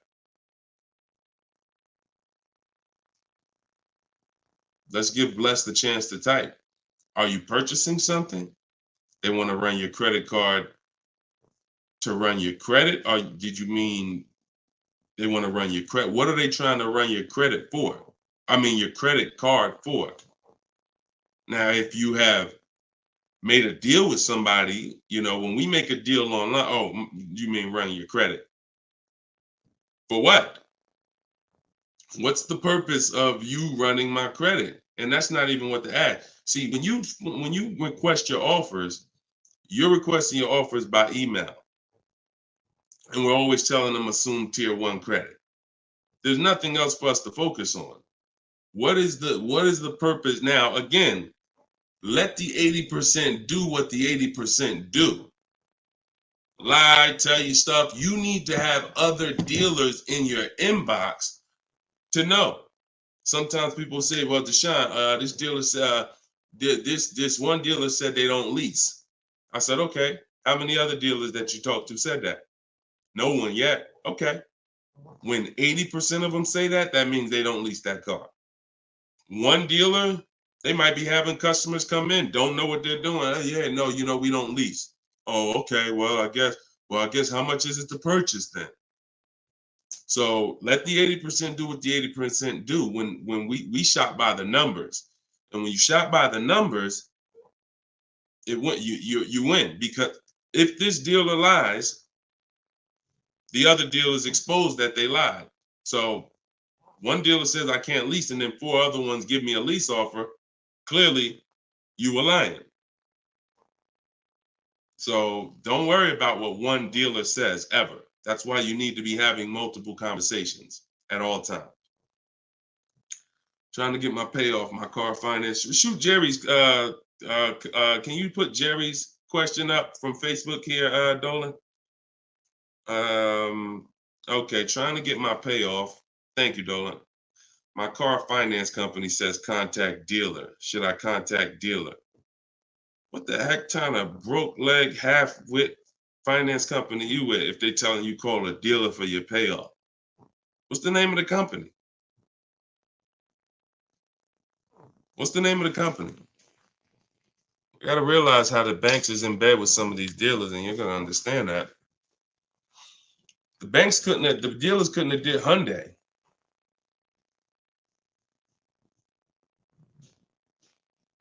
Why would they tell you contact the dealer for your payoff? Scumbag. I would call and speak to somebody else. The dealer has nothing to do with the car. If you don't pay that Hyundai, you don't pay your payment for 3 months, is the dealer coming to get the car, or is Hyundai coming to get the car? No, forget about the dealer. The dealer is just a franchise. They're there to sell you the car and put the deal together. Once you drive off, it's between you and the bank. It's between you and the leasing company. So why would the bank be telling you to go to the dealer? It's kind of like they're sending you, all right, so if you're calling for your payoff and the dealer says, oh, well, I'm going to charge you this much and this much and this much, because people will try to get their payoff, or people tried to buy their leases out, which is a terrible idea in most cases, but people were doing it and dealers were charging them a lot of money on top of their payoff, charging them fees on top of the payoff to buy their own lease. So I would call Hyundai and I'd ask for somebody else. I literally try to escalate that. Can I speak to a manager? Can I speak to somebody? Why are you telling me to call the dealer when the dealer is not who? The dealer has nothing to do with the car anymore at all. From the day you bought it, it's between you and the bank. You're the one that I owe. Why can't you tell me my payoff? And I would speak to somebody until I can get somebody on the phone who could give me an intelligent answer. That's ridiculous. That's ridiculous. TikTok quiet today. Y'all quiet on TikTok, boy. What's going on? Are y'all gonna send questions in? Let's keep them coming from Instagram then. TikTok, y'all usually be the ones sending the most questions. Let's go. What's up, Ron? What's up, James? Let's go. Type in your questions if you want. Let's go. We'll be here for about an hour. Deshone got the ebook. Sent email templates out, got responses, perfect. Using the counter offer calculator, perfect. And they usually, and they either stop communicating or say I have to come in to do any further negotiations. We have scripts for that. We have scripts for that. No, none of the other dealers I speak to have said that. Just go to the script. Every single thing is a script because I know what they're going to say. I had to use those same templates. So always keep the conversation. When you make the last counter offer, it's always a question. That counter offer is a question. So now when they come back and say anything, you look for the script that replies to that and keep the conversation moving forward. You know, once you send the counter offers, now you're just getting to the point where you're trying to see who's the best one. That's it. The counter offer calculator makes counters based on the best offer. So whatever that best offer is, it counters everyone. See, and they may stop communicating because they're already high. So if somebody gives me a 1.1% lease and other people give me a 1.4, 1.5, 1.6, when I counter, I'm countering based on the 1.1. Because once one dealer gives me that type of discount, I know that y'all just choosing not to. That's why if they say, how'd you come up with that number? The script is always, it's a little bit lower than my best offer I have already. So they know you can act like this is the bottom price that you have, but we already have the best offer here. That's why we always put in the offers, and the counter offer calculator creates the counter offer based on the best offer. I don't care if none of y'all reply anymore because y'all already showed me y'all are overpriced. So I'm gonna let you know that based on my counter offer, I know this deal could be done. And if the lowest offer, which may happen, says, look, I don't have no more room, I gave you the best, and I snatched that offer. As long as you got 5, then that's really the bottom. And that's the purpose of the counter offer, is to make sure before you close the deal, you have made a counter to make sure you know where the bottom is. But don't let them respond. Forget it. They probably, oh, he made this low offer. You know you could do that deal, but that's all right. I'll get the car from your competition. All good.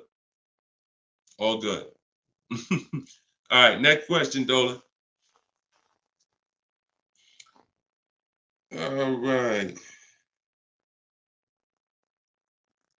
All right.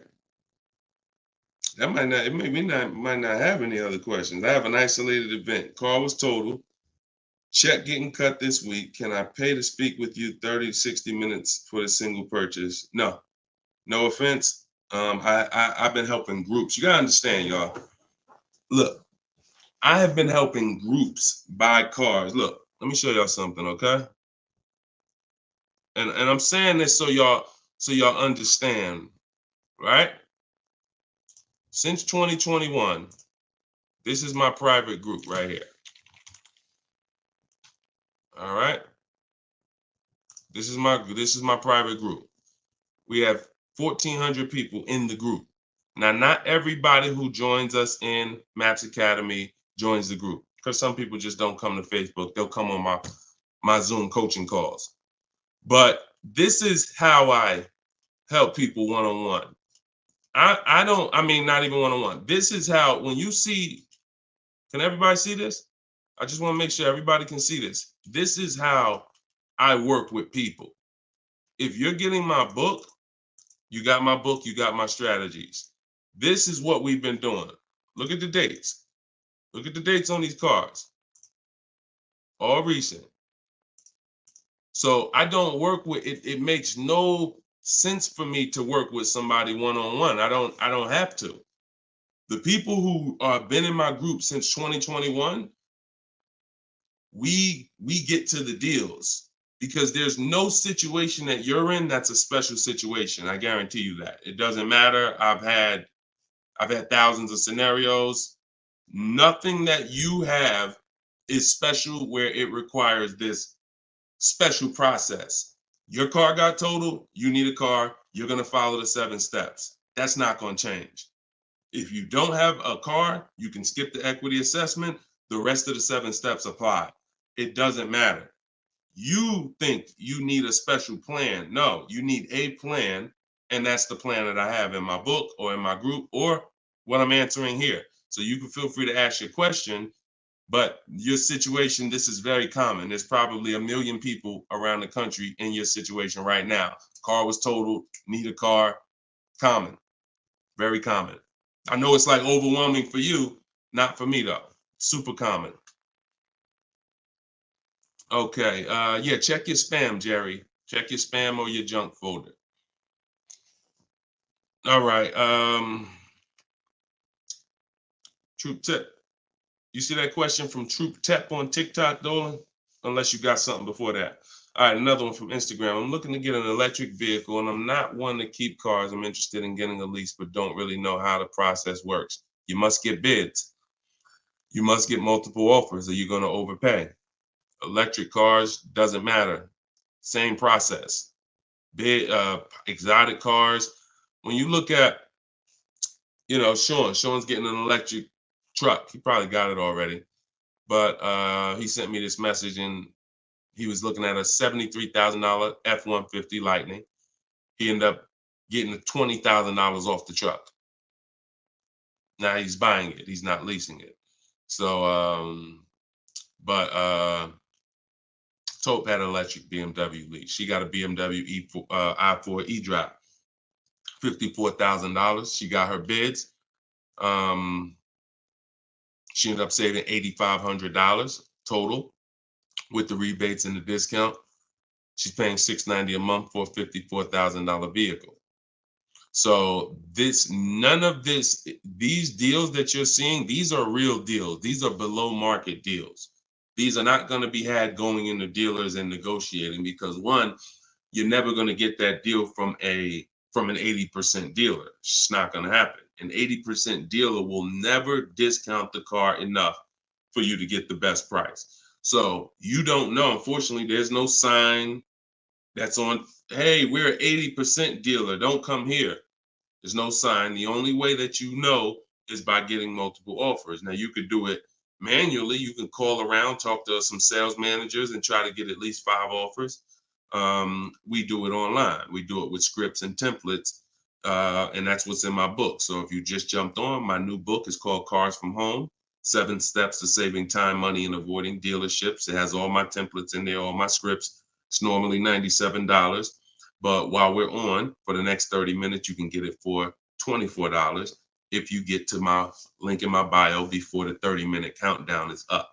Once the 30 minutes is up, it does go back up to $97, which is still a great price because everything in that book is going to save you thousands and thousands of dollars. That'll be the most valuable book, but that's only if you want to use my scripts, my resources, and have me do the talking, which is you typing. But if you're going to do the talking, then I would call around and I get at least 5 offers, or you're going to overpay. No doubt about it. At least 5 offers. Okay. You can't calculate a lease manually. You can't try to calculate a lease and think. And even if you can calculate a lease manually, you still don't know what rebates are, what incentives there are. Sean didn't know there was $15,000 in rebates. How did he find out? Multiple offers. The best offer ends up revealing, wow, it's $15,000 in rebates on this truck. He wouldn't have knew that just walking in and trying to see, all right, what's the best deal I could get? 80% deal is never going to tell him it's $15,000 in rebates. So multiple offers is a must. Okay. Go ahead, Dolan. Great question. I'm new to your platform. I joined late. What do you recommend I do? I'm not sure I understand the question. What do I recommend you do about what?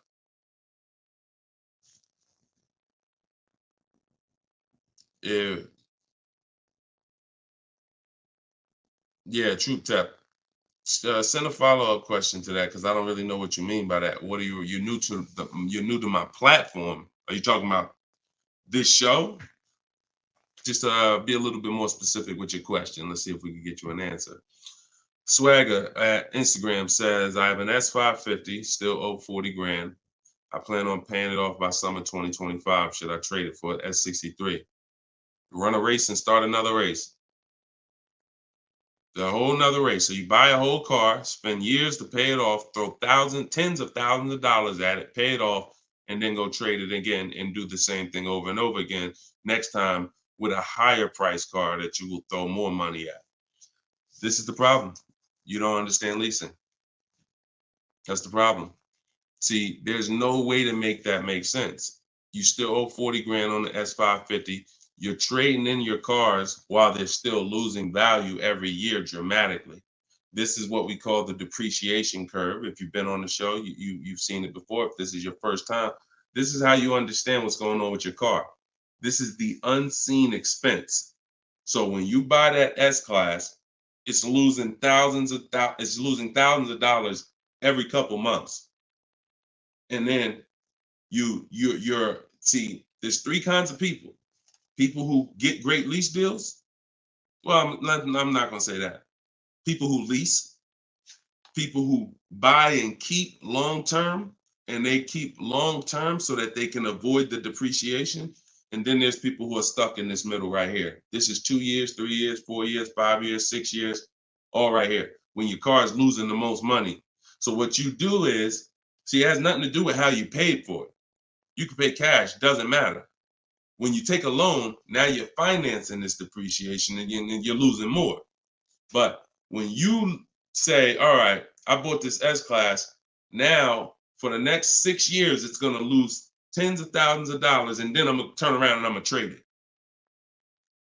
You never get to a point like where you can win for the purchase. See, some of you've been taught paying off the car is the win. No, it's not. Paying off the car is not the win, because if the car is still losing value like this, if this is the way it's still depreciating, and you get rid of it anytime while it's like this, you lost. You lost. The key is to keep the car so where the depreciation starts to look like this. So now, if you were here and you had a 10-year-old S-Class or 11-year-old S-Class, maybe it's worth 10 grand. And maybe a year from now, it's worth 9,500. It's not losing that much value anymore. You outlived the depreciation. That's when you win. That's the purpose of the purchase. There's nothing else important about purchasing because it's expensive. There's nothing else important about purchasing. No other benefits, in my opinion, about purchasing other than I can get to the point where I get here. I can pay off the car. What does that matter? It's still depreciating. I'm losing thousands. Now I'm gonna go trade it in, and I'm not gonna get anything for it because I'm replacing the car in its deepest depreciation phase. And I just haven't learned about leasing. I was taught not to lease. So that money you're tying up, when we were in Mercedes, a great deal on an S-Class.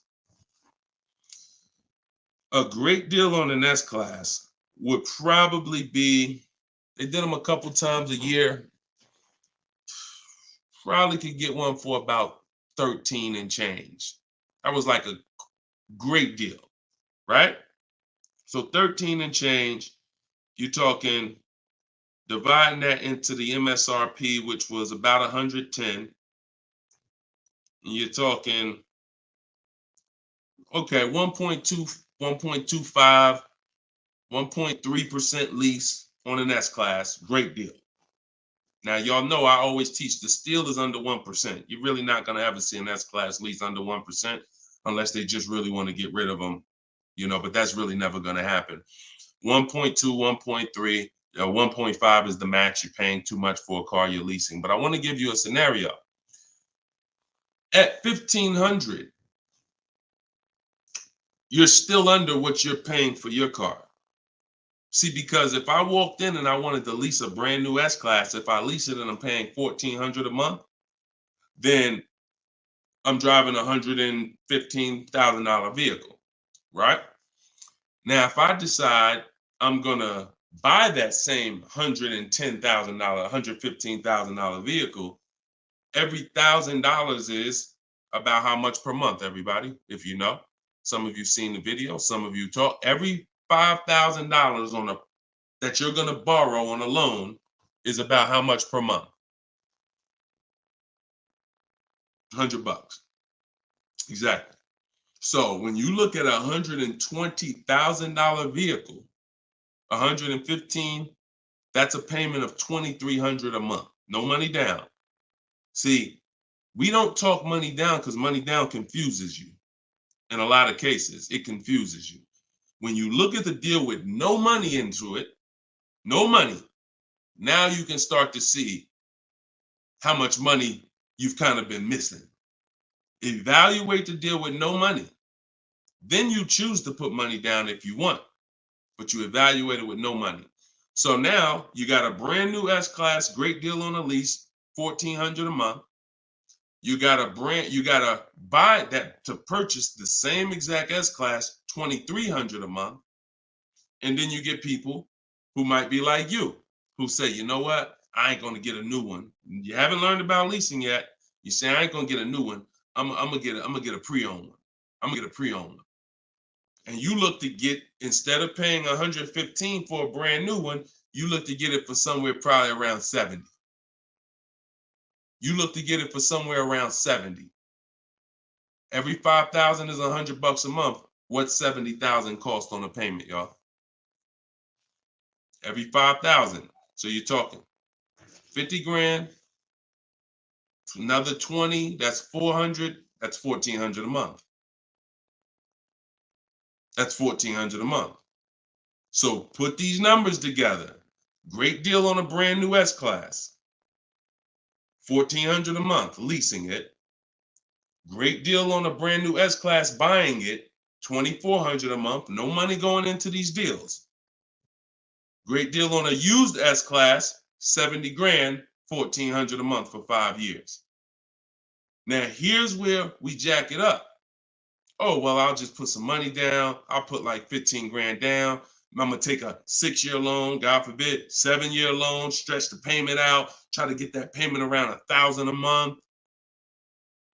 You don't realize you can't change the numbers by putting more money into it. That doesn't change the actual overall. If 15 grand comes out of your pocket up front, that doesn't change the fact that of the numbers. That's why I break down the scenarios with no money down going into them.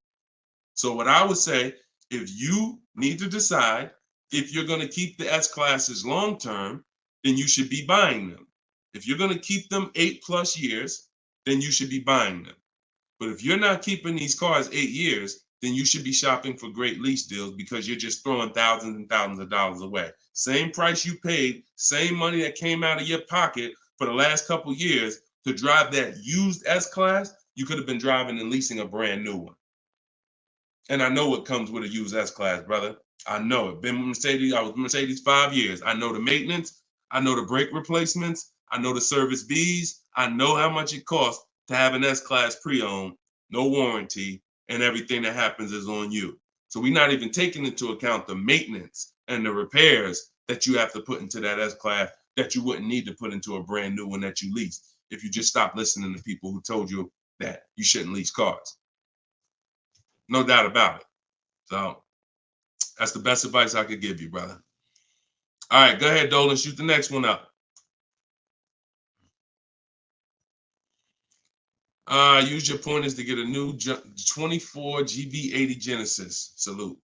Enjoy it, Austin. Great deal. That's what I did. I worked the deal, no money down, got them the low, then hit them with the down payment, plus went and pre-approved. There you go. There you go. See, you're able to understand when you're shopping with no money down, no money going into the deal. Don't show me what anything looks like putting money into the deal. We determine if we want to put money into the deal later. Shop, get the best price on the car. Find the dealer who's going to get the best price on the car. Then we'll work out the finances. Then we'll work out the details. Most people go right to the, all right, what's the monthly payment? All right, what should it, how much should a brand new GB80 be? Depends on who you buy it from. Depends on what they sell it to you for. First things first, we got to find a dealer that's going to sell us the car for the lowest price. Good job, Austin. Congratulations, man. GV80 is a nice vehicle. Enjoy it. How much should CPO normally charge?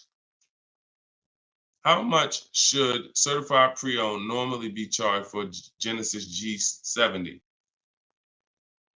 You haven't seen enough of them. So if I'm looking at a used, so example, I got a 2020 Infinity truck that I got year and a half ago.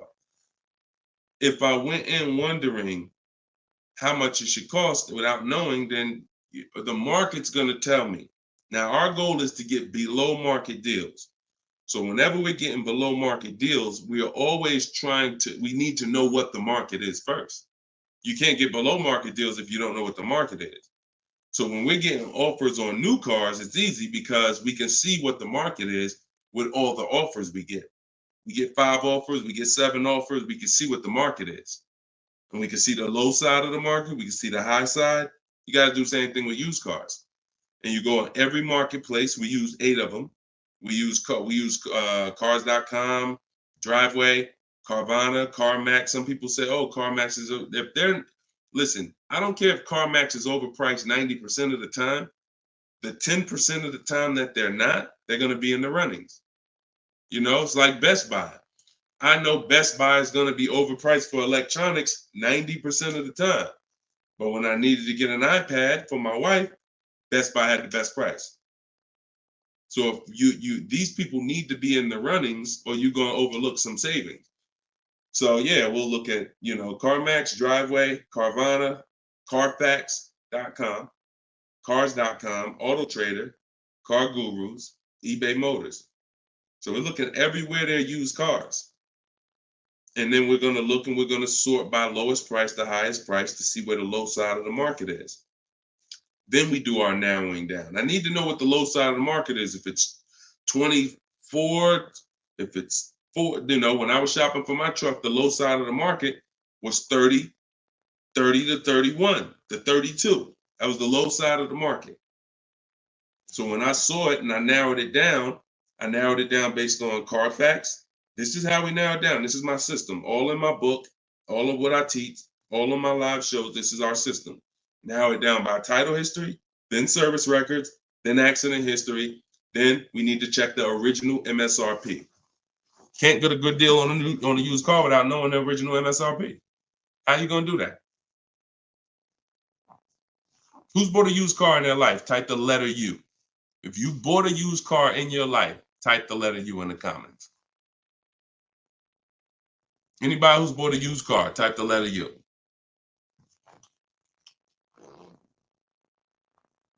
Okay, Cash, I see you. Andre and TikTok, I see you. Okay, Cash, all right.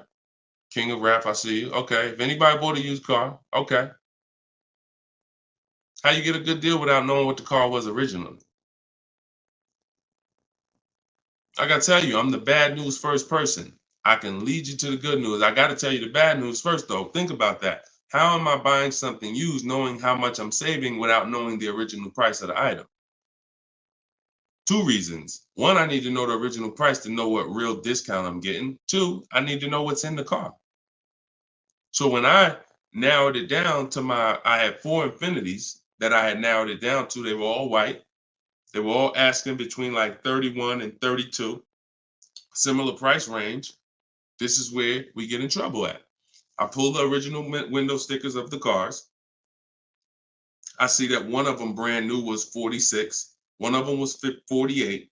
One of them was 52. And the one I got was 54.5, brand new. So I'm able to see the discount percentage. In my book, I call this the true value percentage. This is all that matters when it comes to price. And once you do the check and make sure it's a good car, title history, service records, accident history. Okay, now it's time to get to the money. I need to know what the car was originally. I know 54,000. This one I paid 31.8 for. I got a 42% discount. Now, if I would have took the one that was $1,000 less on the asking price, because I didn't know how to do this. Now I didn't know that one was only 48,000 brand new. So it's a smaller discount. It's probably only saving me 30 something percent. The one I got was 42%. Forget what the dealer's asking. The dealer was asking $1,000 more than the other ones I was looking at.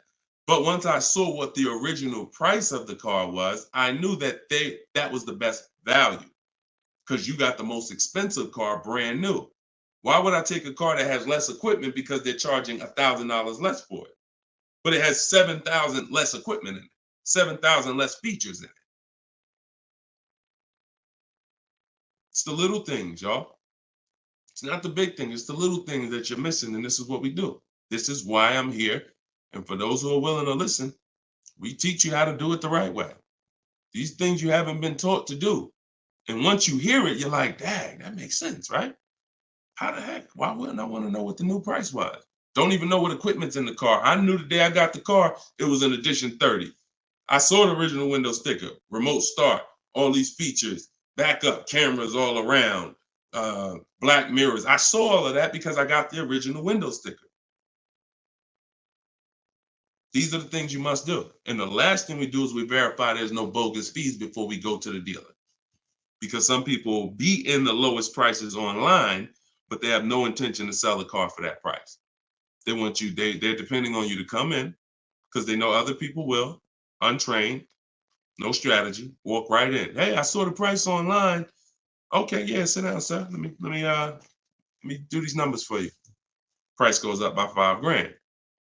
No intention. So you wasted your time. I'm listen, God bless you. Yo, Deshone, I'll just walk away. I'd rather not walk away. I'd rather you not have to walk away. And when you truly learn the science and the right strategies of shopping online, like I'm teaching you, you won't be walking away because all you lose when you walk away. Still need a car, don't you?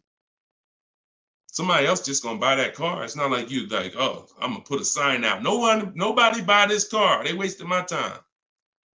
That car gonna sell. So it's best to learn, how can I make sure I never put a dealer in a position to waste my time?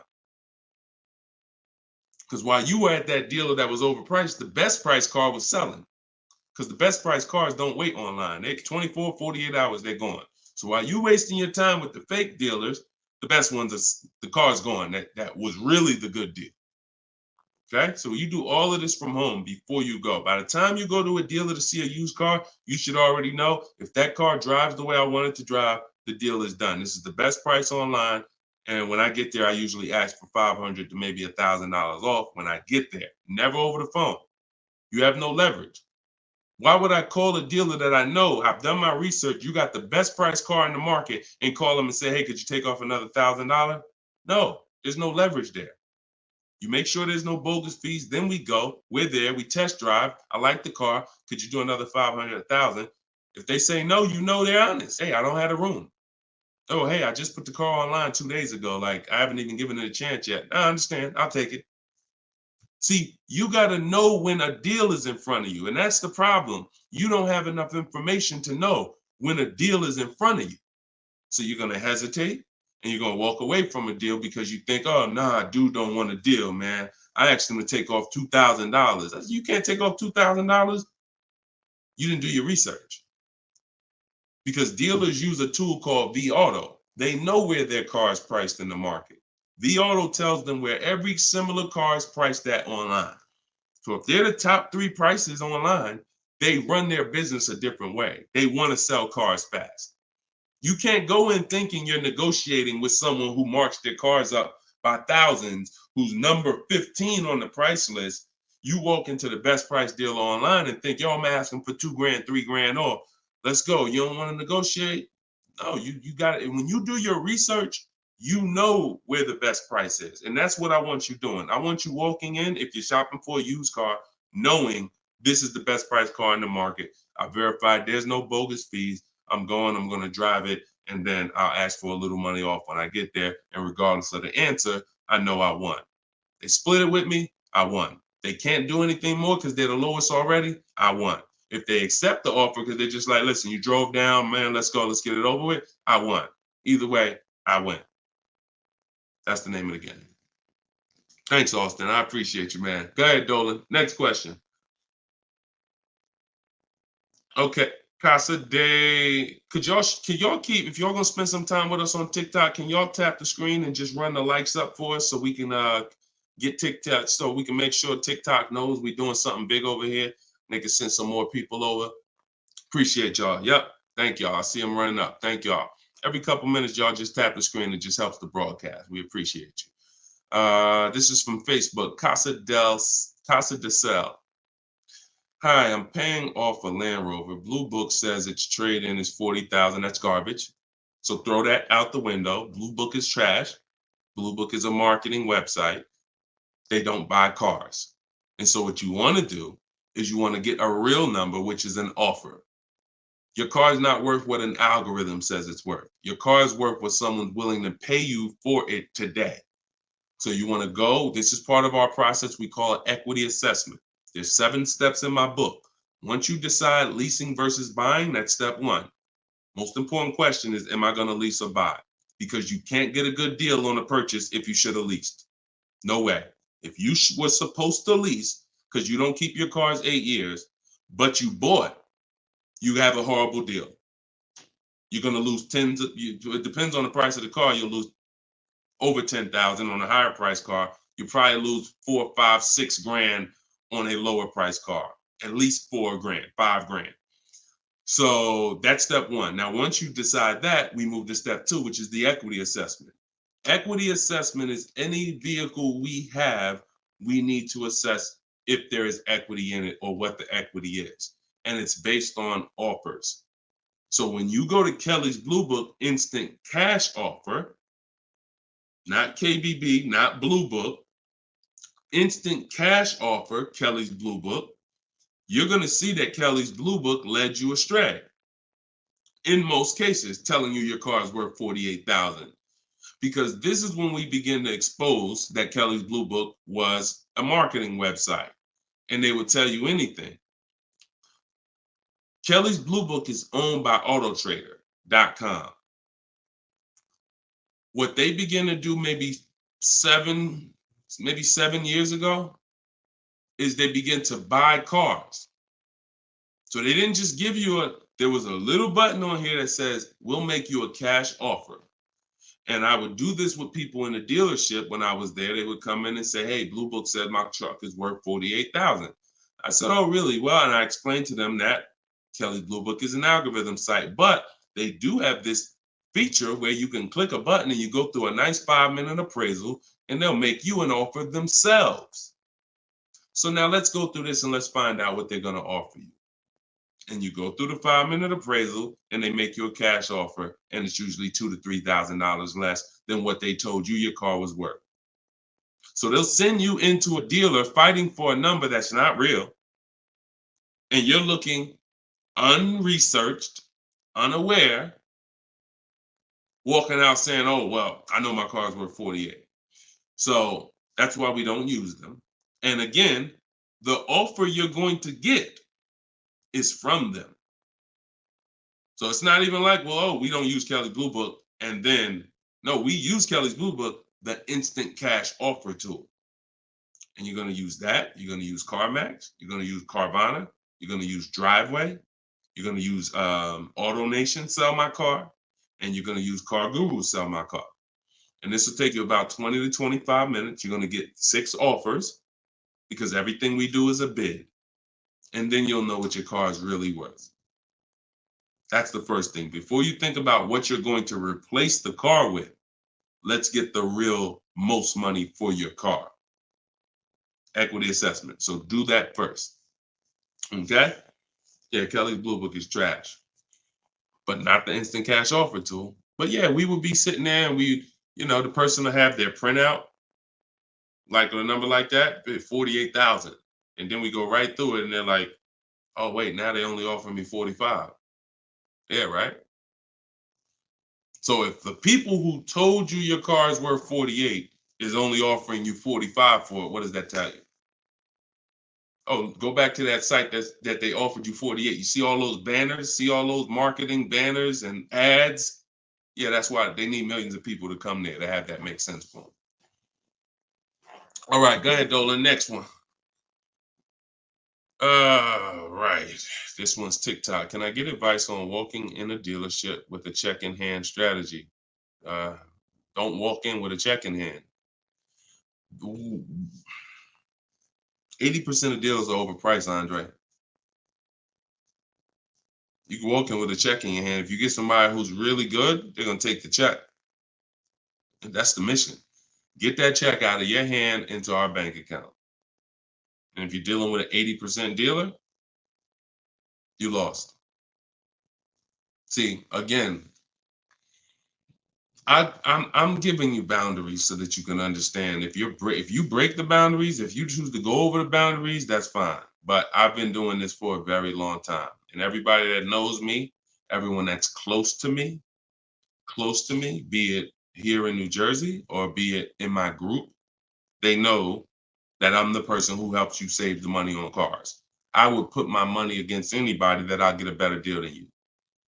Now, if you're shopping, I wouldn't put my money against any of my people who learn from me. Anybody that learns from me, I wouldn't bet that I could get a better deal than them. If we got the same time frame, we're gonna get about the same deal. But somebody who has no strategy, just shopping, going into dealers, I'll put any amount of money. I bet you $1,000 today that I get a better deal than you without even leaving my house. So I want you to be in that position because you don't know who you're dealing with. If you're in an 80% dealer, they knock off $3,000 for you, $5,000. You think you won? Look,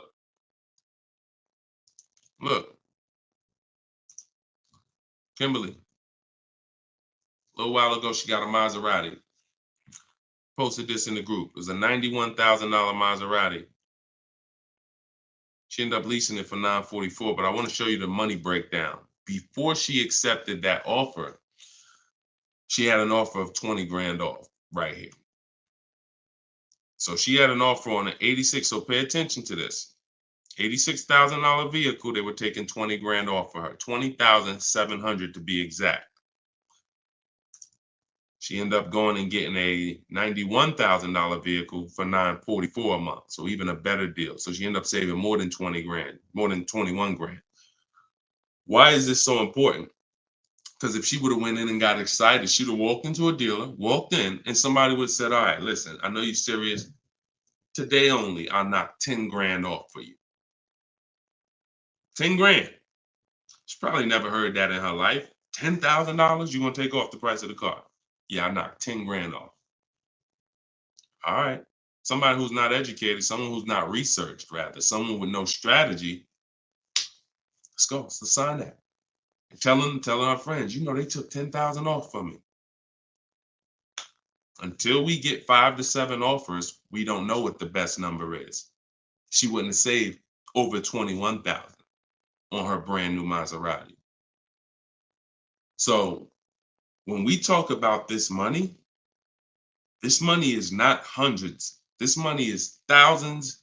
Some of you, if you're buying luxury cars, tens of thousands, 5-figure deals that you are going to just leave on the table. Going in, that's some 1990 joint. Oh, walk in, check in hand. Yo, I got a check. Who wants to sell me a car? 1990. You're doing the same things that someone in 1990 did. Let that sink in. So what do? You stay home, you get offers from home. Now, all of you who are like, Deshone, I want to do it your way. I don't want to have to figure this out. Give me the roadmap. That's my new digital book, Cars from Home, 7 Steps to Saving Time, Money, and Avoiding Dealerships. All my scripts are in there. My strategies for leases, my strategies for purchases, my strategies for used cars, the bank bidding war, where we make banks and credit unions bid for our loan. We guarantee all the money that we want to guarantee that there was not a dime that we could have saved when we make our car deal. And the only way that's going to happen is through bids. When I sell my car, not trade it, I get bids. When I buy my car, I get bids. When I get my loan, I get bids. You walk in with that check, man, that check won't be in your hand very long. So everybody can get the book for 75% off. It's normally $97. But in my TikTok bio, click the link in my TikTok bio. You won't leave the broadcast, so you could actually come and catch the last couple minutes of the broadcast. But go there as long as you get there before the timer. It's 30 minutes. Once the timer hits 0, it's back up to $97. And if you're on Facebook or if you're on YouTube, we got a link in the comments section for you. If you're watching us on a television, then you can use your camera and you can scan the QR code and it'll take you there. Get your book for 75% off, and you'll have these strategies for the rest of your life. And I also update that book. Some people say, man, is the book available in print? There's too many things that change. I change scripts. I change templates I use, websites change, Vroom went out of business. I need a digital book. I can update the master file so that way you open this book a year from now and it's updated. So you'll see some of you got it 2 months ago and you open it today and you're like, wait, I see something a little different. Yeah, because I update the book regularly. So get your copy before. And even if it goes back up to $97 and you missed the welcome offer, what are you going to save? What do you really think? How much money do you think you're going to save using my stuff? That's what you should be holding me accountable to. I'm going to get Deshone's book, and I want to save the same amount of money Deshone would have saved on this deal. And when you see these people, Bonita, when you see Kimberly, when you see Sean, when you see Eddie, all these people I share throughout the shows, they're getting the same deals that I would have gotten. But they were just like you. They weren't in the car business 14 years. Frina, she just got this Jeep a little while ago. Look, 2024 Jeep Grand Cherokee. Look, $65,000 MSRP, $579 a month, 0.88% lease deal. I use all the scripts, contacted the dealer, I followed the program, used the scripts, contacted the dealer, sealed the deal. We're in a different world. So you either gonna come over to our world or you're gonna stay in your world. And your world is painful and expensive. Painful and expensive. Spending hours in dealerships, multiple visits, going back twice, 3 times. Painful. Every car deal I make is from right here where you see me at. I'm right here. Go ahead, Dolan, shoot the next one up.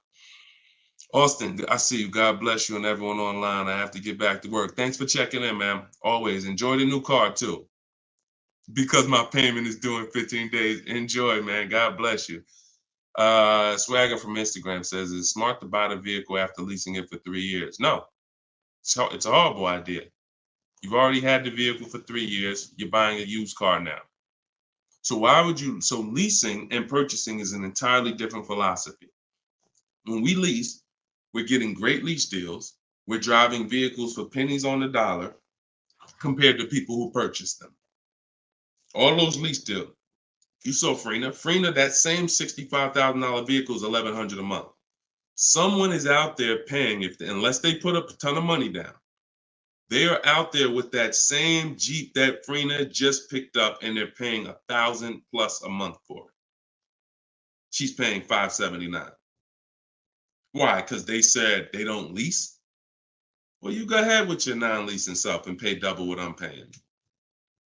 Now, if you're keeping the vehicle forever, 8, 10, 12 years, in my book, I created the 8-year rule. The 8-year rule is when you begin to win as a purchaser, because that's when the depreciation is going to cool off and make sense. You can get some of this money back because the person who's leasing is killing you in terms of the money that's not coming out of their household compared to yours. They're killing you. So you now need to try to catch up one day. And if you catch up, the only way you catch up is you keep your car until the depreciation cools off 8 years, 9 years, 10 years, 12 years. And that's where you win. You can't do that with a lease. But keeping your car 6 years or 7 years is not anywhere near enough time for you to catch up to a person who leased and got these great lease deals. Because you're paying for the whole car. New car, used car, doesn't matter.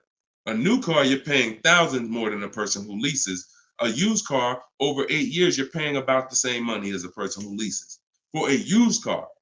So by the time you go and replace that car, if you kept it 8 years, your car's already 11, 12 years old, 13 years old.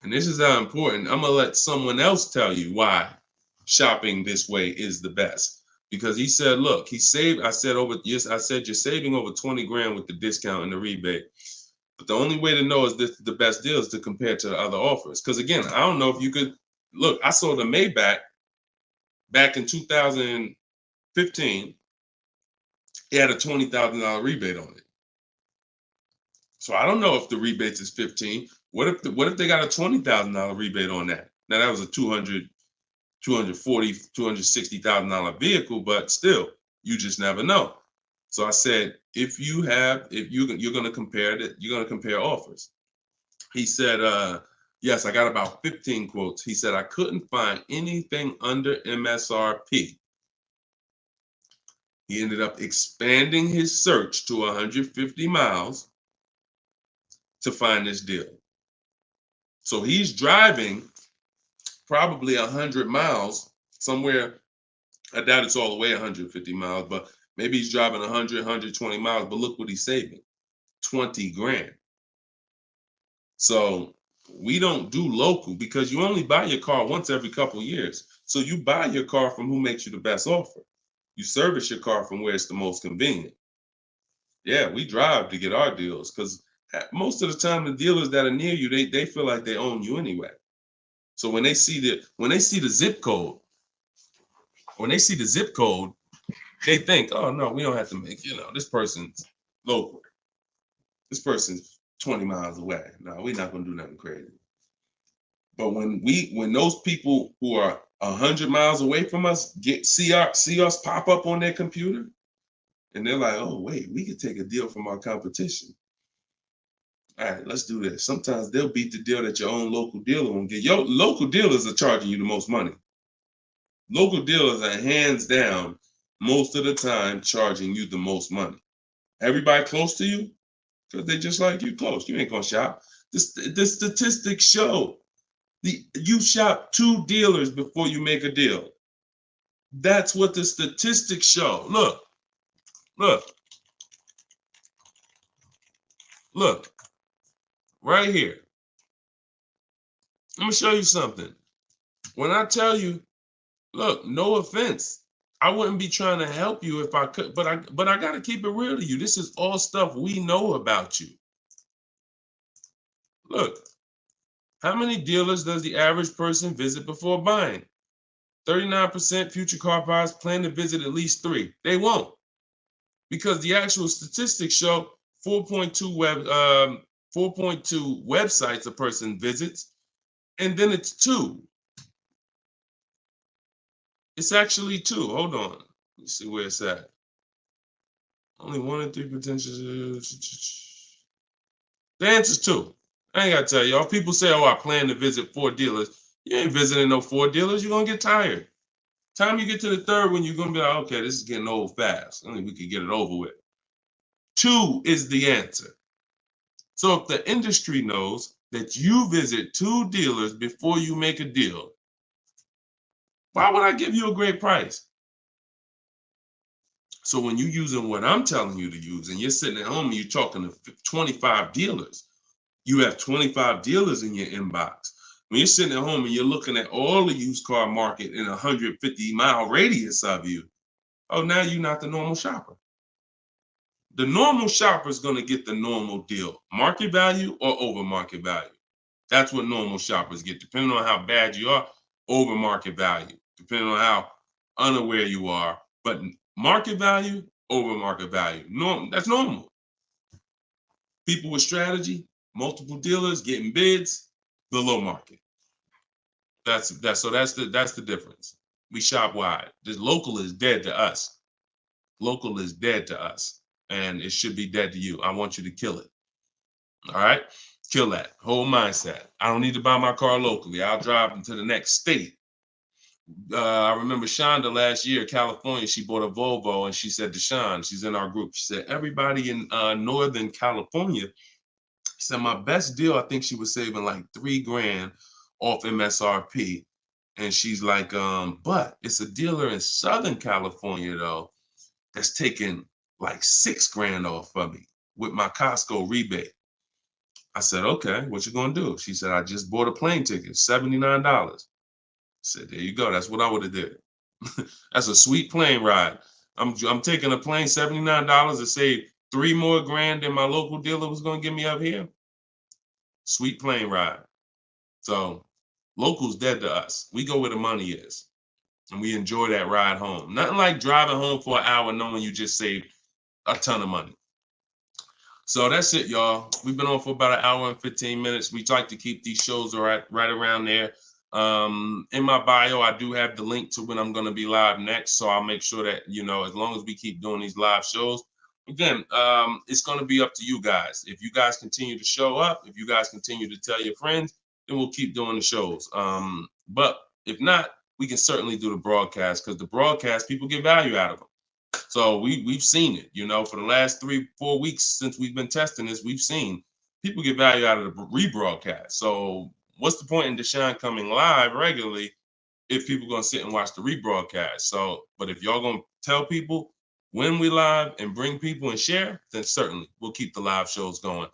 But the entire show is sponsored by my new digital book, Cars from Home. So if you want everything I teach in one place, you got it right there.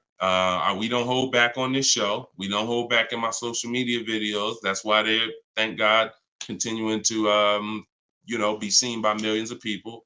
But that's for different types of people too. So whenever you're navigating all my social media videos and you're trying to piece it together, some stuff is in there for high mileage drivers. Some stuff is in there for used cars. Some stuff's in there for leasing. Some stuff's in there for negotiation. Some stuff's in there for how to format your deal. So you're trying to piece all this stuff together. If you say, Deshone, I want this all in one spot, step by step, that's my new digital book, Cars from Home, 7 Steps to Saving Time, Money, and Avoiding Dealerships. And you can get it for 75% off in my TikTok bio, in my Instagram bio, or in the comment section on Facebook and YouTube. Also in my bio is a link, and we'll put one in there in the comment section as well, is a link to my masterclass that I did. It's called Everything You're Doing Wrong Buying, Selling, and Leasing Cars. So that's an on-demand class. You'll need about an hour. We go very deep on leasing versus buying there with scenarios. And I go over 23 mistakes that most of you are making. And, if you're going to really save money on your next car and every car, you're going to need to stop making those mistakes. So that is in my TikTok bio and my Instagram bio as well. And you can certainly just get in where you fit in. I make the information available. Get it how you want it. Just get it. All right. I'll see y'all on the next show. God bless you.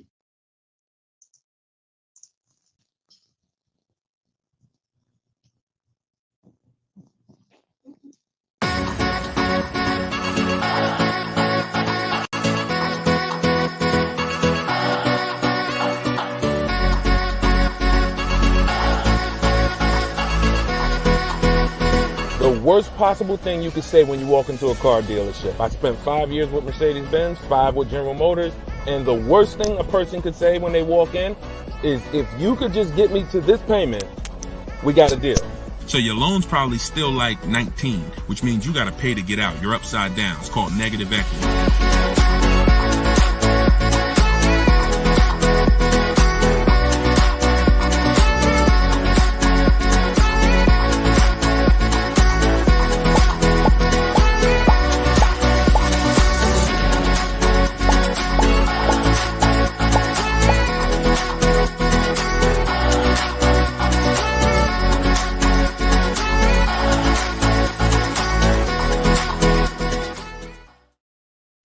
What's going on? Welcome, everybody.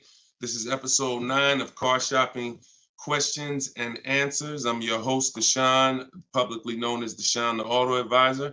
We're live now on 4 platforms: TikTok, YouTube, Instagram, and Facebook. And this is our live show. It is Tuesday at noon. We do these shows throughout the week to make sure when you are ready to get car shopping information that no one else is going to give you, you know where to come for it. So you guys can start typing your questions while I take care of the housekeeping. We have Dolan in the background who'll be bringing your questions in.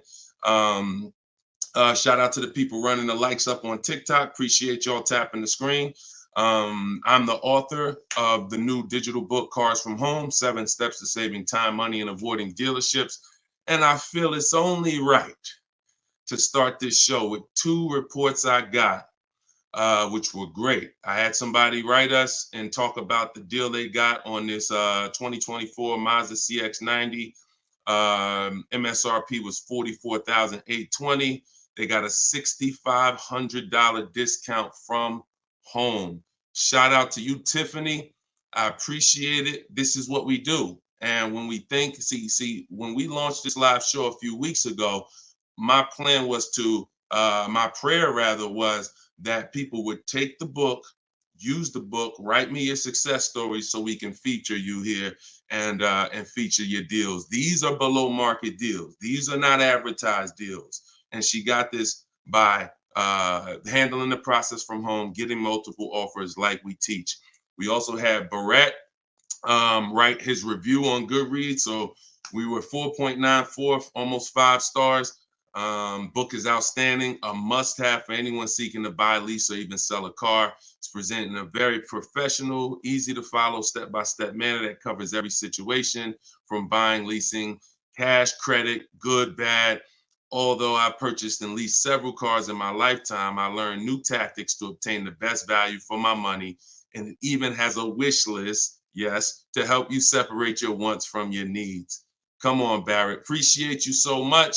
Everybody who wants to get your copy of Cars from Home, it's normally $97, but for the next 30 minutes, you can go to my TikTok bio or my Instagram bio, or we have a comment pinned for you guys on Facebook and YouTube, and you can get your book for 75% off. So you won't pay the normal $97. You'll pay $24. But once that timer hits 0, your price is $97, which is still a great price. So now that the housekeeping is done, we can start with the questions. And if you got the first one, Dolan, feel free to bring it in while I put the banner up for those who want to get their book. Okay, is it better to shop online or in person? Well, you have no leverage in person. In person, you're competing with a person who negotiates every day, 2-3 times a day throughout the week. You're no match. I don't care how good you think you are. The best trained professional is just going to be better than you. And that's because they do this every day. Now, the second reason it makes no sense for you is because from a leverage position, you can't put them against their competition. You don't know where the real bottom is. And so you're going to overpay. And even if you get a good deal, who's done this? Be honest. You leave the dealership and you're like, you think we did okay? You think we could have got a little bit more? Think we could have got a little bit more off? That's called buyer's remorse. That's the seeds of buyer's remorse. Anytime you wonder if you could have got more money off, that's buyer's remorse. So we never wonder, and the way you don't wonder is by shopping online, getting multiple offers from multiple dealers, letting people compete for your business, and then choosing the best one. And if you really think about this, this is how you shop for everything in life. This is how you shop in the grocery store. When we go into the grocery store, we're not looking to try to not overpay for the spaghetti sauce, right? We're not looking at hoping that we don't overpay for the grapes today, or let's use for the potato chips we're going to buy, because we already know there's so many options and there's so many people that are competing against each other to sell us something. And that is how you guarantee your best deal, when you have multiple people competing. So when you are leasing a car or buying a car, you need to get at least 5 bids. When you are buying a used car, you need to be shopping wide. You need to be shopping within 75, 100 miles of you. And that's a minimum. And then you need to be looking at all the websites that have used cars, so that by the time you make your decision, you've seen so many options, so many offers, that you have 100% peace of mind. Now, that's just when it comes to buying the car. When it comes to replacing your car, because some of you know there's a word we don't use, it's a T word. It's 2 words we don't use. One is trade, one is down payment. Because we sell our cars, we don't trade. You never get the most money for something trading it. I don't care what you have. You got a baseball card, You trade that baseball card for something, you're not getting the most money for the baseball card. How do you get the most money for the baseball card? Put it on the market. Put it on the open market and let the buyers come to you and see what the best offer is. Never going to be from a trade. Now, the only time we do have to trade is if you're in a negative equity situation. If you're in a negative equity situation, then, and you have too much negative equity, you're going to need to do a trade if you can't pay the difference. But other than that, you know, these are the things that these are the things I want you to etch into your mind.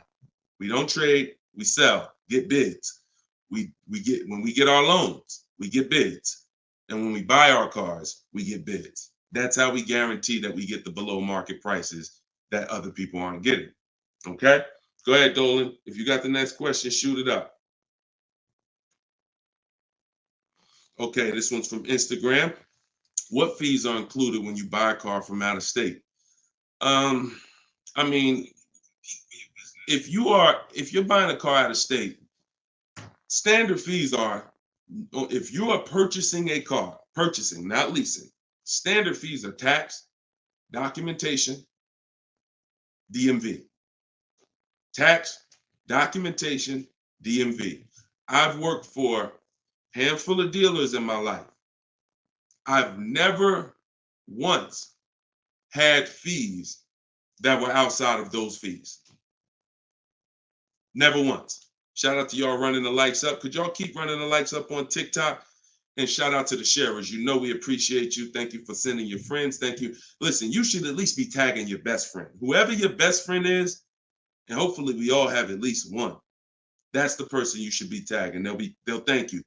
No one's gonna get mad at you for sharing my stuff with them. I guarantee you that. But shout out to the sharers. I appreciate y'all. So when you are, so that's an indicator. Any dealership that is making up these fees that have run rampant over the last 4 or 5 years, prep fees, marketing fees, internet fees, low jacks, we call that padding the deal. You know, you're just packing on stuff, and what you're doing is you're leaving yourself room to negotiate. We don't like to buy from those dealers because those are 80% dealers. I saw somebody ask yesterday on the show, what's an 80% dealer? We didn't get a chance to get to that question. 80% of dealers will overcharge you. It's a competition. So what you're trying to do is find the dealers who are the best prices. And the 20% are the great people. They're the honest ones. They're the ones who are not afraid to compete. These are the people we want to buy cars from. And so once you find the honest dealer, but you can't walk in to find them. You have to sort for them. Because if me and you are standing next to each other on the street and there's 10 dealers in front of us, and they say to us, 8 of these dealers are overpriced. 2 of them are the best price, but there's no label on them. What's the odds that we're going to walk into the 2 that are the best price? Not really that good, right? But if we're at home and we're talking to all 10 of those dealers at once, we're going to reveal who the 20% is. So that is our goal. Our goal is to always find and buy from the 20% dealers, and we let them come to us through online bidding, through online shopping, never through walking in and dealing. Because if you're dealing, as I said, with a dealer who has padded that deal so much, you go look at that deal and there's $4,000, $5,000, $6,000 in made up fees to pad the deal. There's no amount of discount you can get where you're going to get a below market deal. They've just set it up that way. I could take off $5,000 for you, make you think you won. You're still not below market. So that's the psychological things you have to understand. And that's why we shop from home. All right, shoot the next one up, Dolan.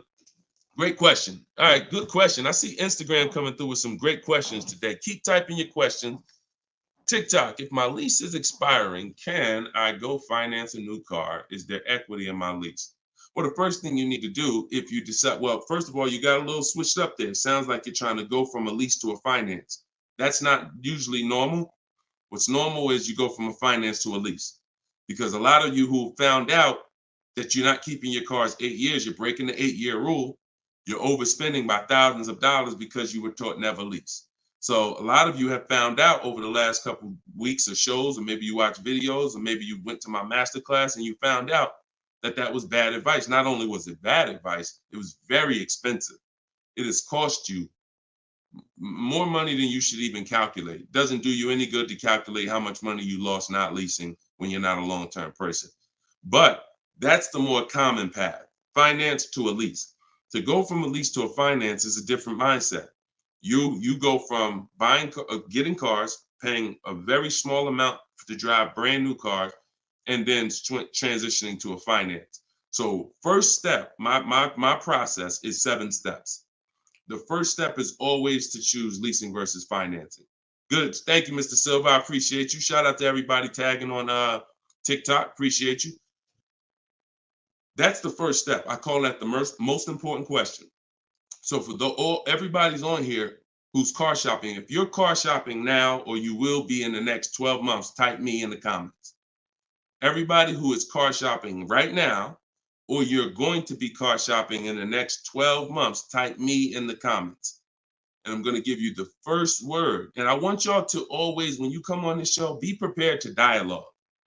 Like, be prepared to dialogue. Have your hand by your keyboard. You're going to learn a lot more engaging in the dialogue than you will sitting back and just listening. Active learners learn better than passive learners. Okay?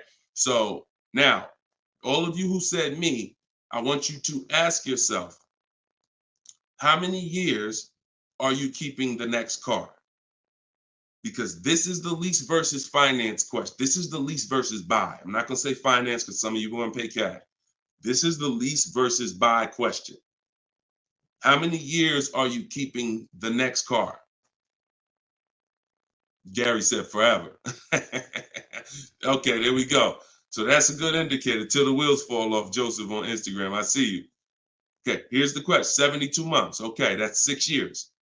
You shouldn't be buying, Frankie. And I'm going to tell you why in 1 second.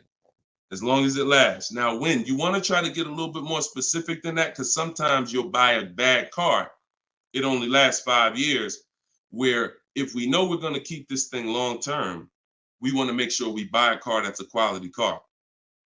That's what we want to make sure that we do. Buy a car that's a quality car. All right. So let's do, okay. So all of you, if your answer, I see you, Andrew, you 6, I see Teresa 10. Okay. Now, here's the rule. I call this the 8-year rule. The 8-year rule is based on when cars lose the most money. So it's not based on, see, some of you have been taught you pay off your car, get the title, do whatever you want. You want to trade it in, do what you want. I'm here to tell you that that's cost you because you don't understand the unseen expense. And the unseen expense is the one that's hurting you. That's depreciation. So the first thing you're trying to get when you're deciding I want a car is, how am I going to avoid big depreciation? Big depreciation. You buy a car for $30,000 today. What is it worth in 3 years? Even if you don't drive it. See, this is these are the things that you've been, oh, well, I want to buy a car. I drive as much as I want. But even if you don't drive a car, if I sat a car right outside your house right now and said, Lily, this car is worth $30,000, and you said, Deshone, I don't need a car. I already got a car. And I said, but it's yours. Here, it's yours. It's worth $30,000. You don't drive it. You come back a year later. What's that car worth? Told y'all, stay by the keyboard. What's the car worth? See, we're going to dispel this myth right now, because some of you don't understand, because of what you've been taught, that you think, oh, if I buy a car, I could drive it. I don't pay for the mileage. I'm going to show you that not only do you pay for the mileage, you pay even if you don't drive it. See, look, Alvin said 24.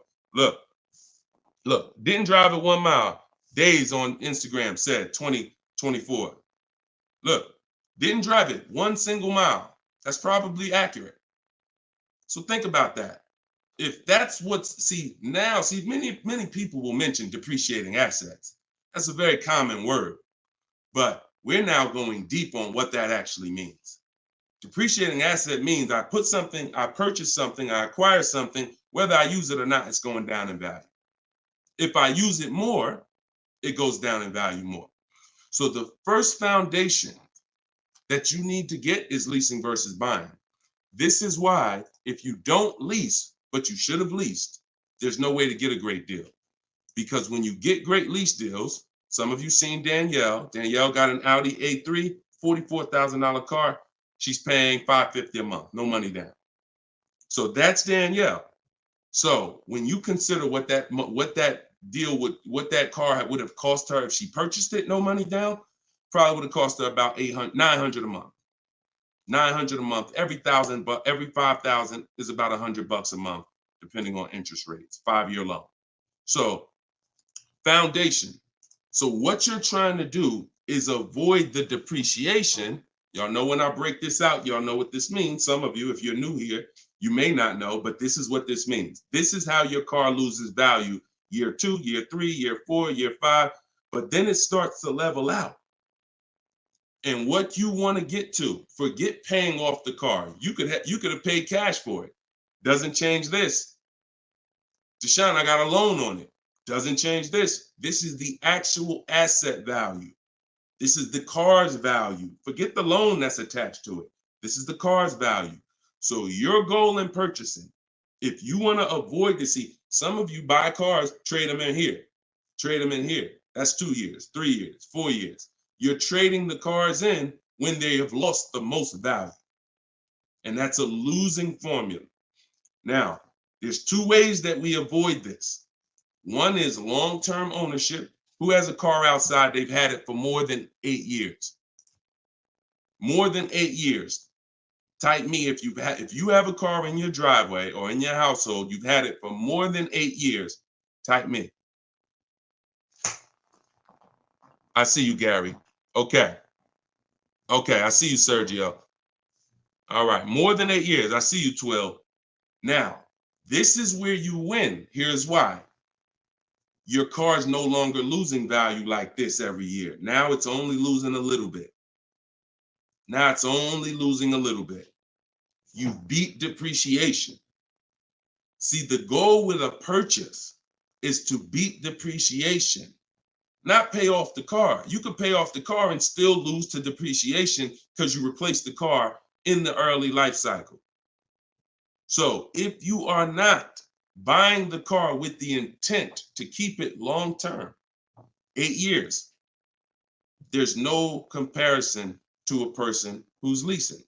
So there's 2 sides. One is the people like Danielle. One of the people who are like, Deshone, I'm not keeping a car 8 years. You should be shopping for aggressive lease deals, not normal lease deals, below market lease deals. That's what I teach. Or you should be purchasing, getting great deals, below market deals on purchases, new cars, used cars, with the intention to keep them long term. That's it. So that's all step 1. I call that the most important question. That my book is broken down into 7 steps. It's called Cars from Home, 7 Steps to Saving Time, Money, and Avoiding Dealership. Step 1 is the most important question. That's what we just hit on. It's the leasing versus buying, because you need to pick a side and you need to have a long-term plan based on what side you're picking. You can't be stuck in the middle. Stuck in the middle, you're going to lose all the money. You lose all the money stuck in the middle. Purchasing cars, flipping them in 3, 4, 5 years, you're losing all the money. Buying your leases out at the end, you're losing all the money because you're mixing the 2. Lease or buy long-term. This in the middle right here, that's the danger zone. Everybody clear on that? If we're clear, type clear. If we're clear, type clear. All right? This is Monday's live show. But wait, what day is it? This is Tuesday. Tuesday's live show, 12 o'clock. So whenever y'all don't see the banner on the show, then you know it's live. If you see the banner that says when we're live, then you know it's one of our rebroadcasts. But if you don't see the banner, that means we're live and you can start typing questions. All right, clear. All right, everybody's clear. Now let me hit the second part of Frankie's question. Okay, and for those who just came on, everything I teach is out of my new digital book. It's called Cars from Home, and you all can get it for 75% off. It's normally $97, but in my TikTok bio, in my Instagram bio, and in the comment section on YouTube and Facebook, we put the link there for you so that you can get your copy for it. You won't pay the normal $97, but you only got 30 minutes. It's a welcome offer.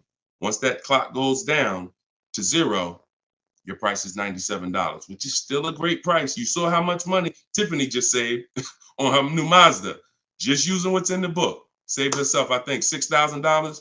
So go ahead. Oh, no. So, and then you move into the equity assessment. So once you decide, Frankie, which you already said you're only keeping the car 72 months, you should not be purchasing. Because if you purchase, we already went to what's going to happen. You can't win keeping that car 6 years and then replacing it. So you should now be doing your equity assessment, which is calling your bank, get your payoff, and then you're going to go to the cash buying websites. Don't use algorithm sites because they're worthless. Car Guru, Sell My Car, CarMax, Carvana, Driveway, AutoNation, Sell My Car, AutoNation, Sell My Car. 6 offers, 3 are from dealers, 3 are from online buyers, and these are the best offers you're going to get. They'll cut you a check the same day. That's our bidding system. That is how we do our equity assessment. We do not trade our cars in because we're not going to get the money that they're worth trading, which I hit on earlier. All right. I know we got a lot of questions being typed. Dolan, you can shoot the next one in. Okay, this one's from Instagram. I'm looking to lease a GLS 450. Does Mercedes have any third-party restrictions on selling your lease? So I wouldn't concern myself with that. I'm going to tell you why. That's like trying to think about the purpose of equity on a lease is a bonus.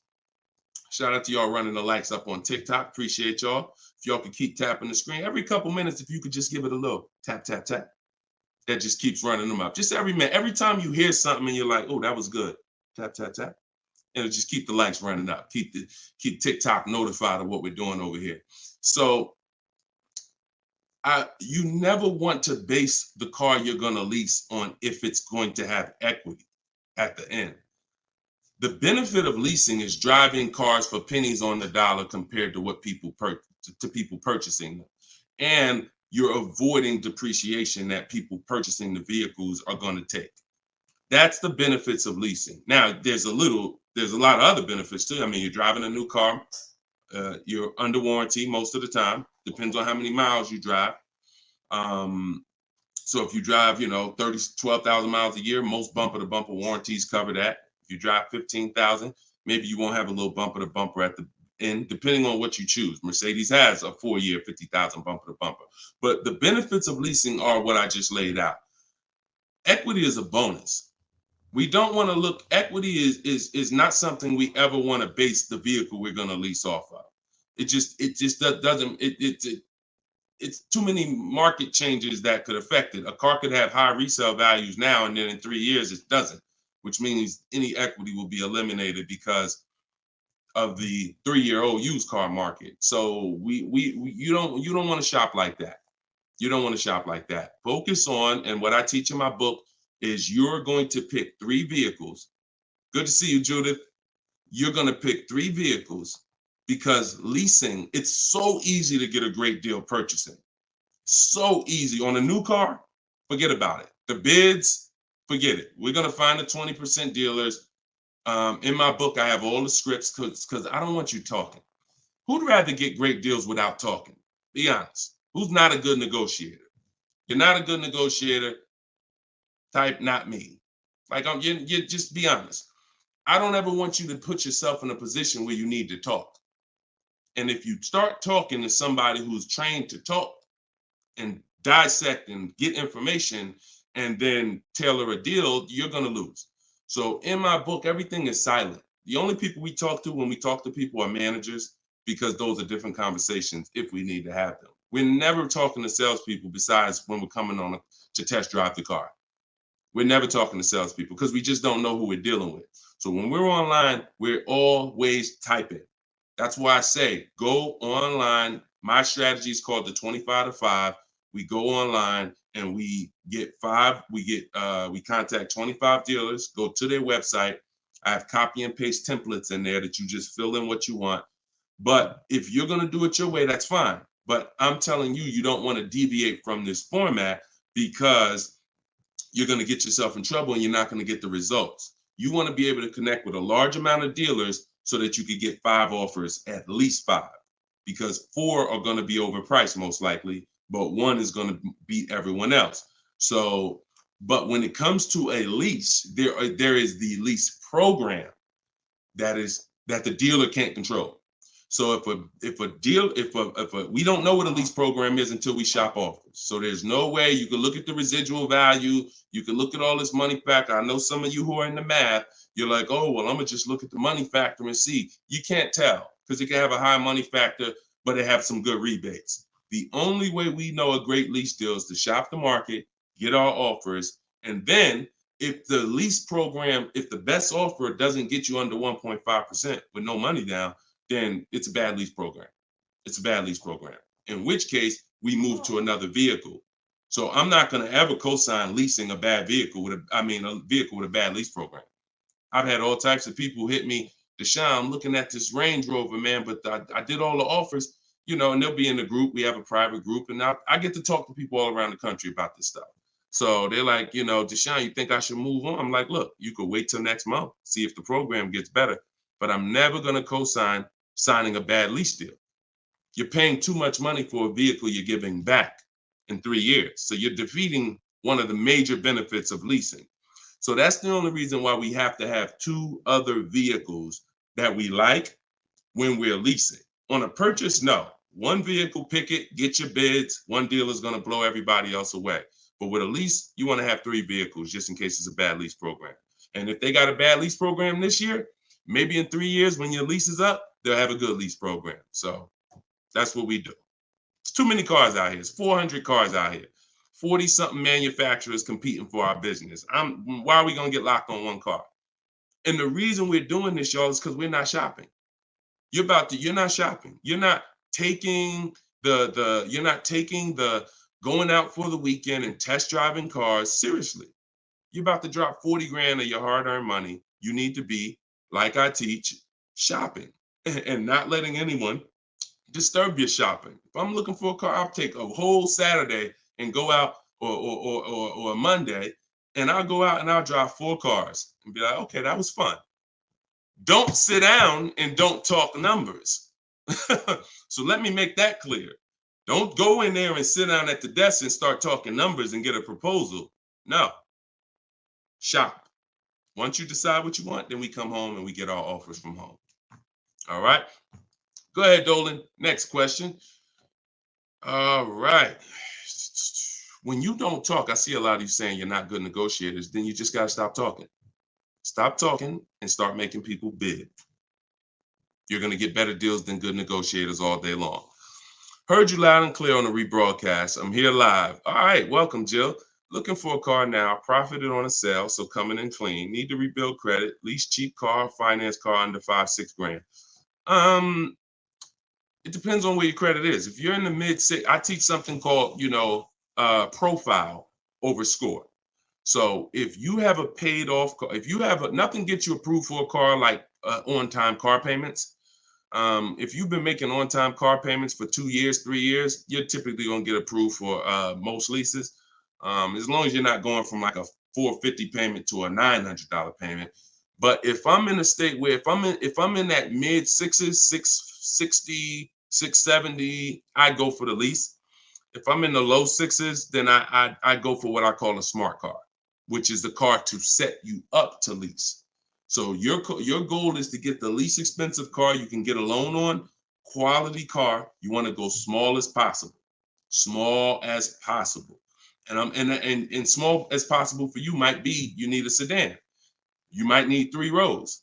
But I teach something, and that's what we were talking about when I posted that review that Barrett wrote for our book today. He was like, we get a wish list for needs versus wants, because oftentimes we confuse these. Needs are things you can't live without. I need to have this, or the car's not going to do what I need it to do. I need to have it. Wants are things that you'd like to have, but you can live without. When it comes to getting a smart car, and it's not the little smart car, y'all. I have a different. That's a different meaning for us. It means saving money at the right time. That's what we call smart cars. Saving money at the right time. So if you can't qualify for a lease and you want to set yourself up, then the vehicle you get now is super important. The vehicle you get now could either set you back from leasing because you bought too much vehicle, payments too high. You didn't buy a dependable vehicle. It's not going to last. It's going to start having problems. It's going to break down. You might miss payments because of that. These are all the things you want to avoid. This is why I'm giving you these boundaries that you don't, kind of go off of. But this usually happens when you're trying to get too much car. Quite honestly, if I was trying to get a smart car, I would be trying to get the smallest car I could, drive it for 2 years. Let the family be uncomfortable. Listen, y'all, I know it's tight, but in 2 years, I'm gonna get out of this and I'm gonna drive off the lot in a brand new lease. So the key is the payment's gonna be low because those smaller cars are only 25 grand new, 28 grand brand new. When you get them used, you could get a nice one for about 10. Finance it. You don't have to take a 10-year-old one. So you want to get one that's relatively, good. It needs to last you 2 years, or the plan's messed up. So you get the smallest car you possibly can. You drive that 2 years. That's your sacrifice car, and then you flip out of that car. Well, after you have 2 years of on-time payments, you flip into a brand new lease, and then you're leasing new cars from now on. That's what I do, depending on your situation.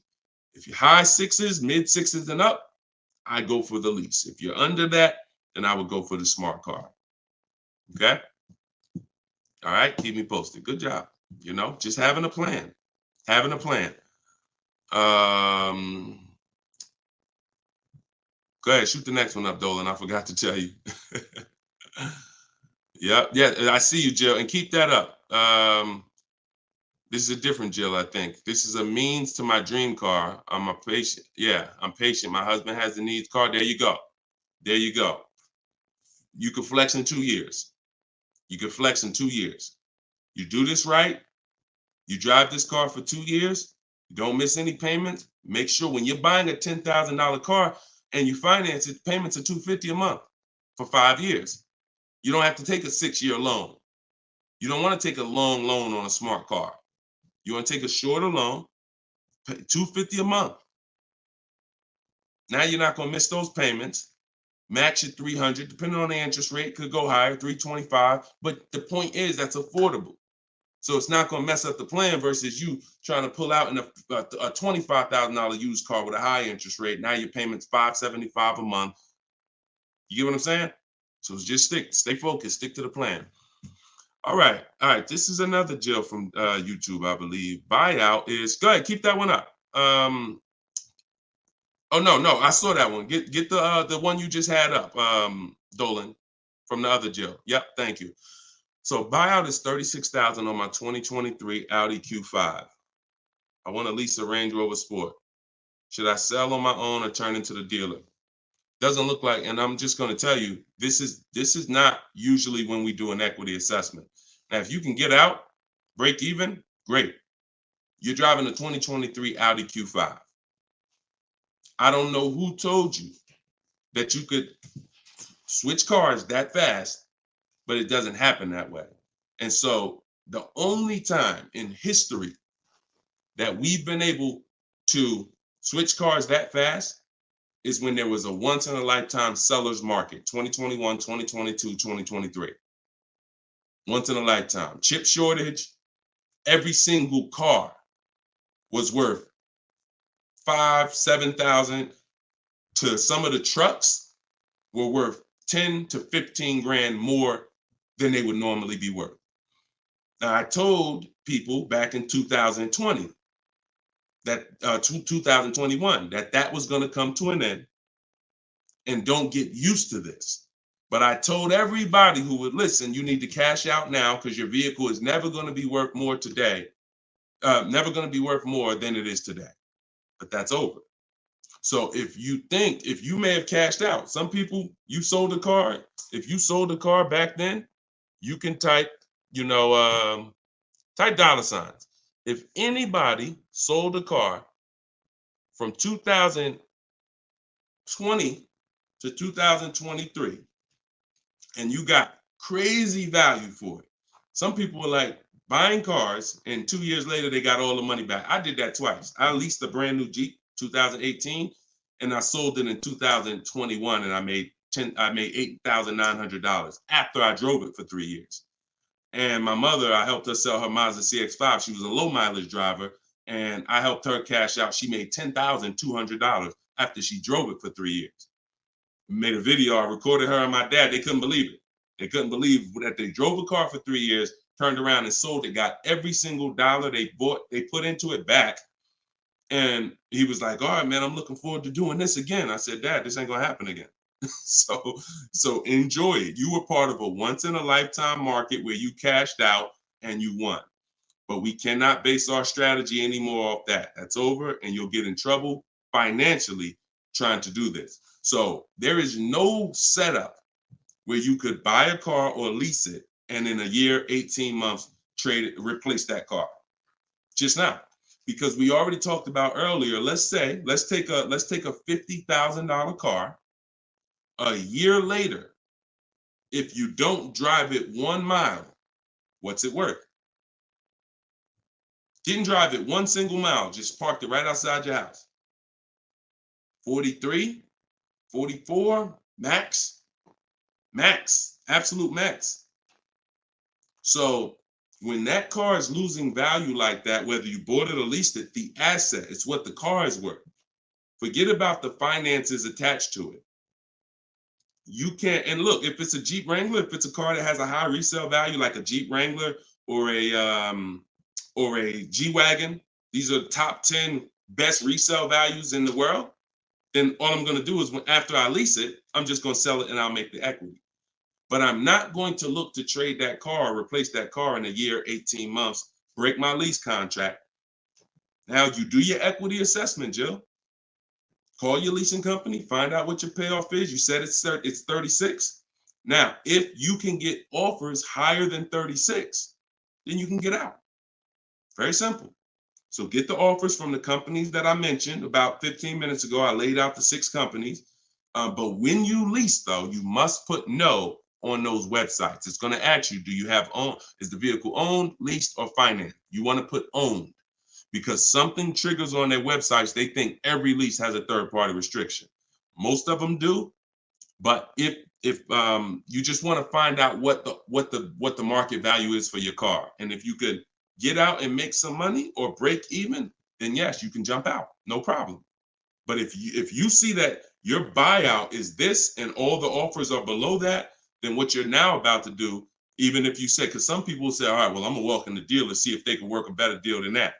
No dealer is going to give you more than the online buyers.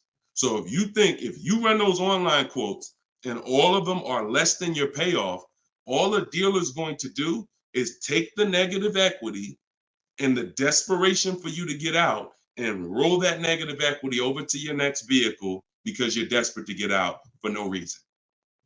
So that's the real. You can do what you want.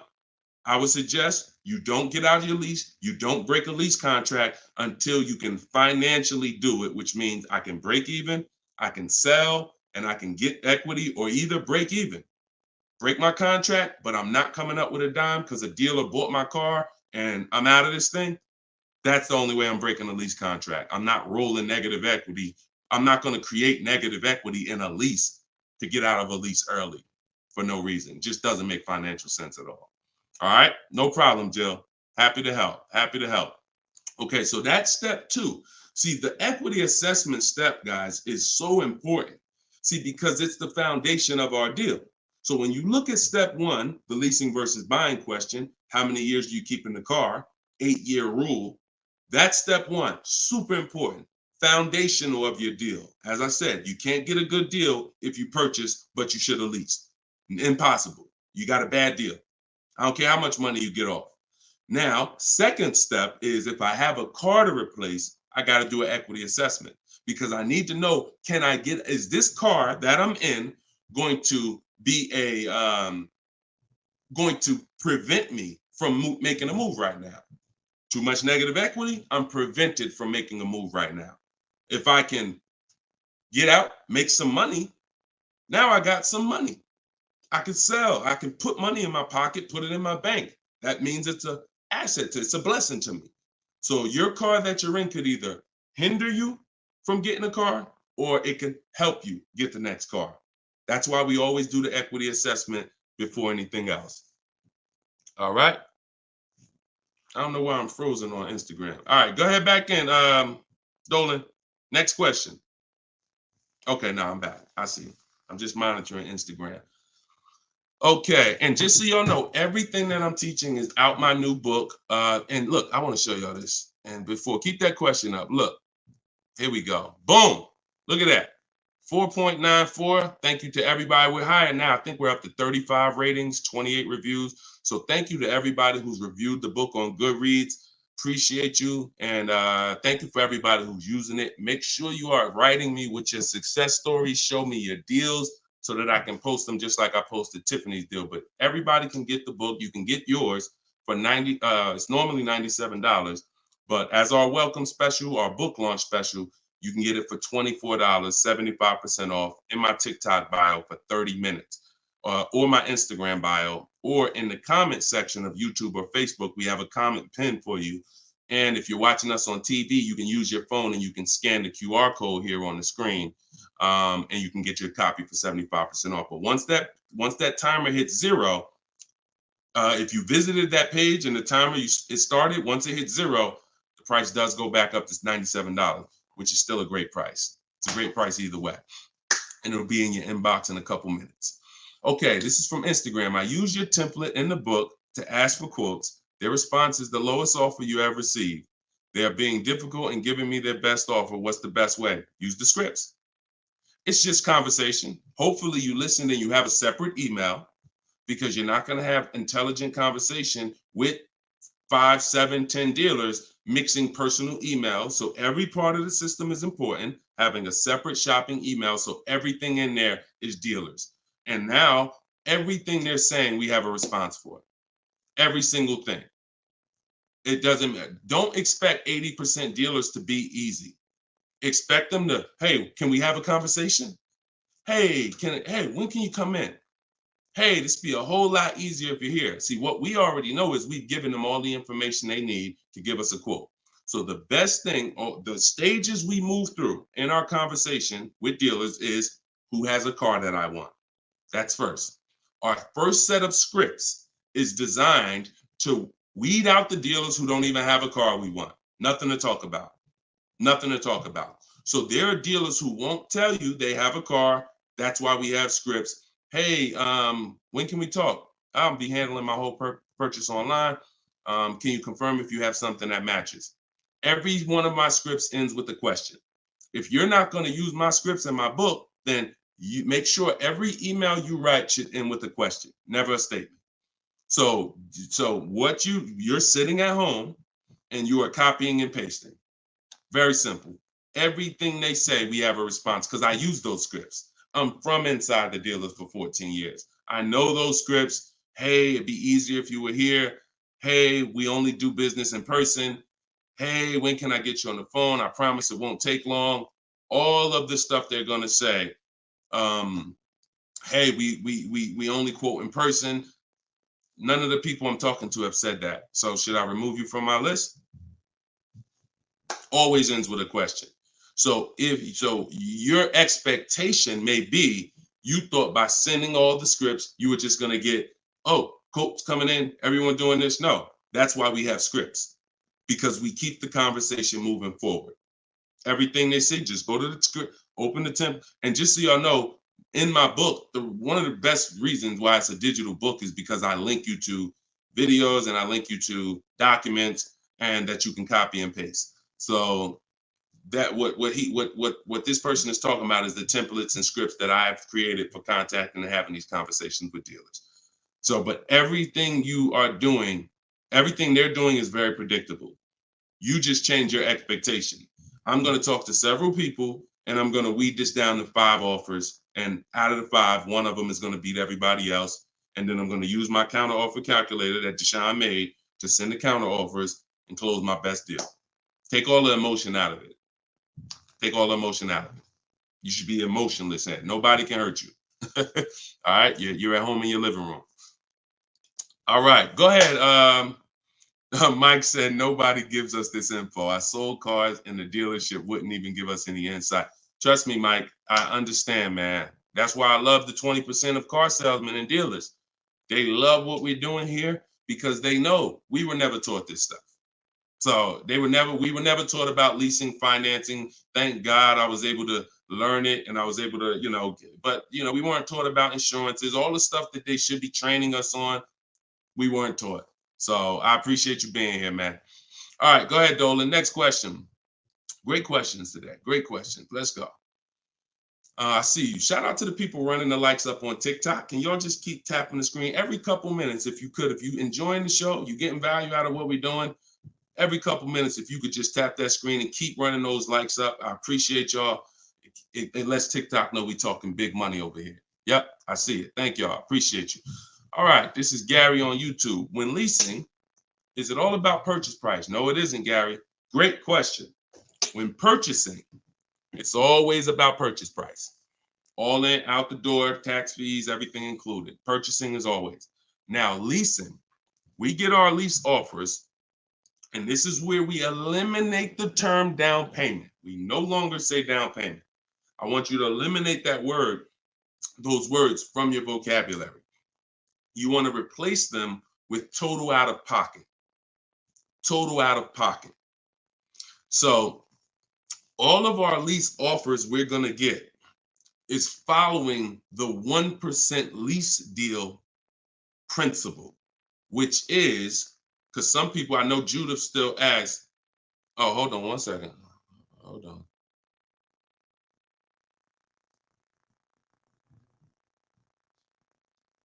Okay, I think my wife's headphones hooked up to the broadcast here. Thank you for letting me know, Judy. So when we're getting, so the 1% lease deal rule is older than, it was around, I think, before I got into the car business at 2006.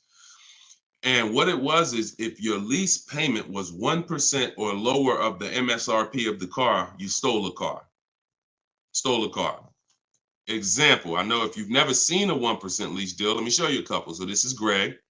Greg, look, first time posting here. I'm excited. My latest lease, graduated.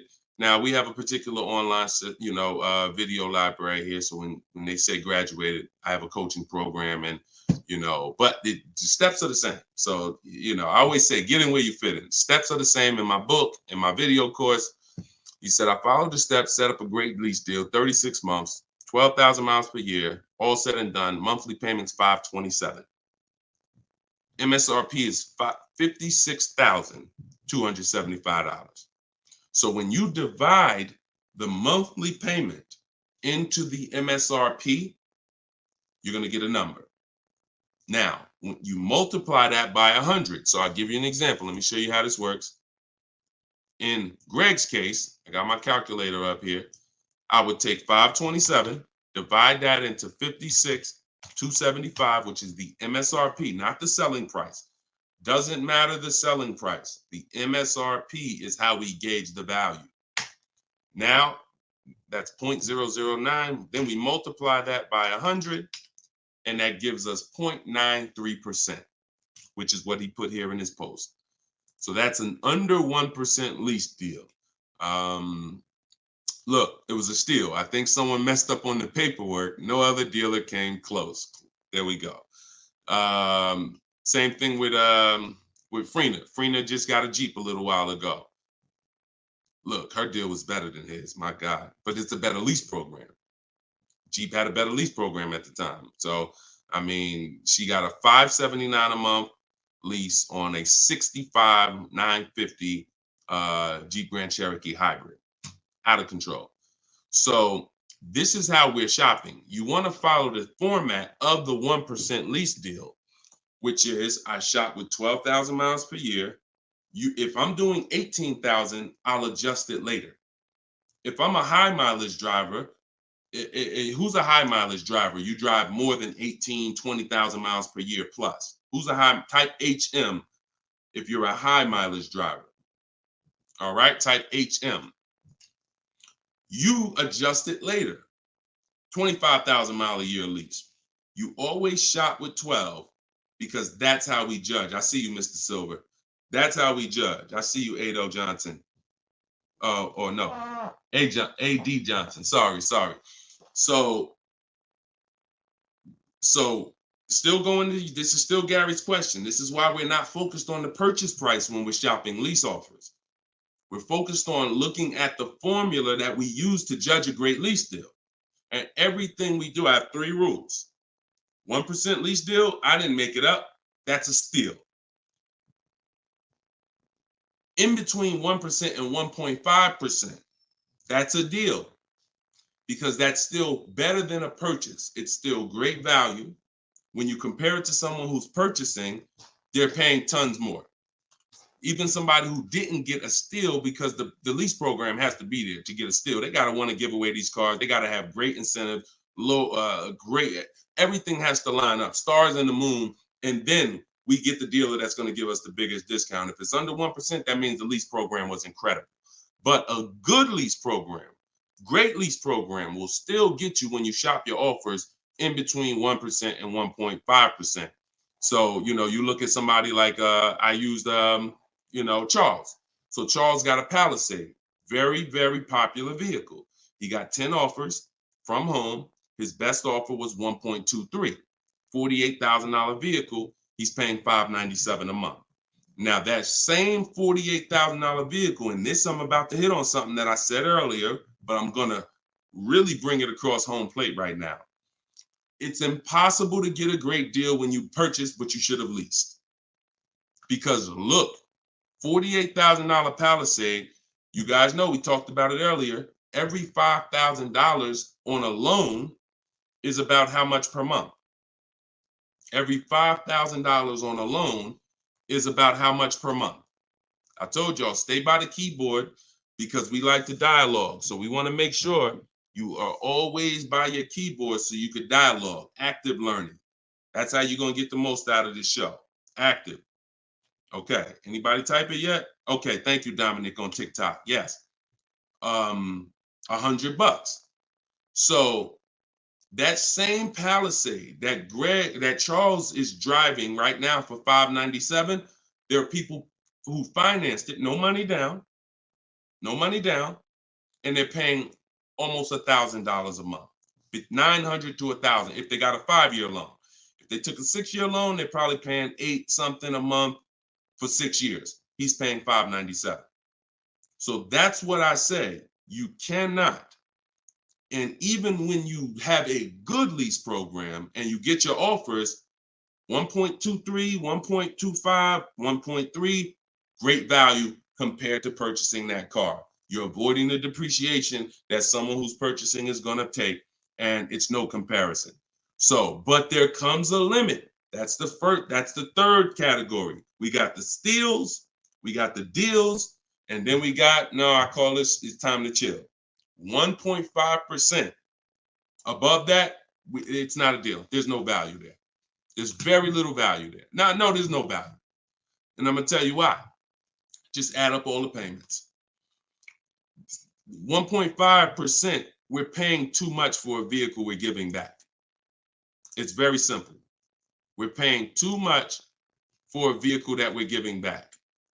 When you take hold on, let me get rid of this. Put the banner back up for those of you who want your book at 75% off. Just scan it right there. Once you get above 1.5%, there's no value, because if you take a $40,000 vehicle, a steal at 1% is $400 a month. A deal is between 4 something and 6. That's 1 to 1.5. 600 a month. Now, above 600 a month, let's take 650. That's 650 divided into 40,000. 650 divided into 40,000. That's a 1.6 lease. I never signed it. Never signed it. I'm gonna tell you why. 650 times 36 months, $23,400. $23,400 I'm paying over 3 years for a $40,000 vehicle that I'm giving back. I paid more than half of the vehicle to give it back in 3 years. So those of you who always wondered what the 1.5% rule, I had to create it, because the 1% rule, a lot of savvy people knew about it. But I noticed There was no threshold for when a bad lease deal. When are we at a bad lease deal now? We know what a steal is, but what's the bad lease deals? And when I started looking at the comparison to purchasing and then the giving a car back, once you get up above 1.5%, there's no value in leasing that vehicle. Next. Clear? We don't sign bad lease deals. Only time we did that, I'm gonna tell you something. All through the pandemic, I had people making 5, 7, 10 grand. Kid you not, hundreds of them. If they were making that kind of money selling their leases, then that was the only exception. Some of them will take a 1.6 lease, put money down. Some of that big equity they had that they didn't even know they were going to have, they would put it down to lower their payment. But that was the only exception back then. I never co-signed somebody doing it now. Okay? There we go. Gary, Gary, in my TikTok bio, are you on my email list? Send me an email. You want the whole, you just send me an email and we'll make sure we get you in. And that's a special price, and I'll get you the special price to join us. Okay. I don't know how, can we communicate on YouTube? I don't think we can. I think we can only communicate. If you follow me on any of the other platforms, Gary, YouTube, TikTok, Facebook, Instagram, they allow those direct messages and we'll be able to see you. Just send me a message and I'll get you I'll have the team find some special link to get you in at that price. All right. MSRP, Todd, is always the bottom line. Okay, this is a great question. Hold on. We'll pull another question up, but I want to do Todd's question he just asked right here. He said, do you include freight and handling in the MSRP calculations? That's a great question. Very common. Let me show you this. When you are looking at the MSRP, y'all, leases and purchases of brand new cars, used car purchasing is different. But when you're shopping, we're always shopping based on the MSRP. So let me show y'all this. I'm actually going to save a window sticker right now, and I'm going to bring it onto the show. Hold on. All right, so let me go here. Boom. Check this out. All right, here we go. Hold on. It's loading. Boom. All right, so here's a window sticker. Now, these numbers can be a little confusing. We want to go right there. Right there. Total MSRP is all we care about. Right there. Total MSRP. Because you do pay for destination to get the car from the factory to the dealership. That's included. Like that's we pay for that. So it's no problem. We need to know. You don't want to account for any of these numbers up here before the option. It's always the bottom line MSRP, total MSRP. Now, if you ever see an addendum next to a window sticker, you see a handwritten addendum or a typed addendum that takes this total MSRP and it gives some other stuff next to it, we pay no attention to that. And in my case, if you're using what I'm teaching you, you would never even be talking to that dealer about getting a quote until you got home. So even if you go, the only time we would actually even see that particular dealer, that particular window sticker, is if we showed up to test drive the car and that particular one that we test drove just so happened to have the addendum on it. That's the only time we'd even see it. Quite honestly.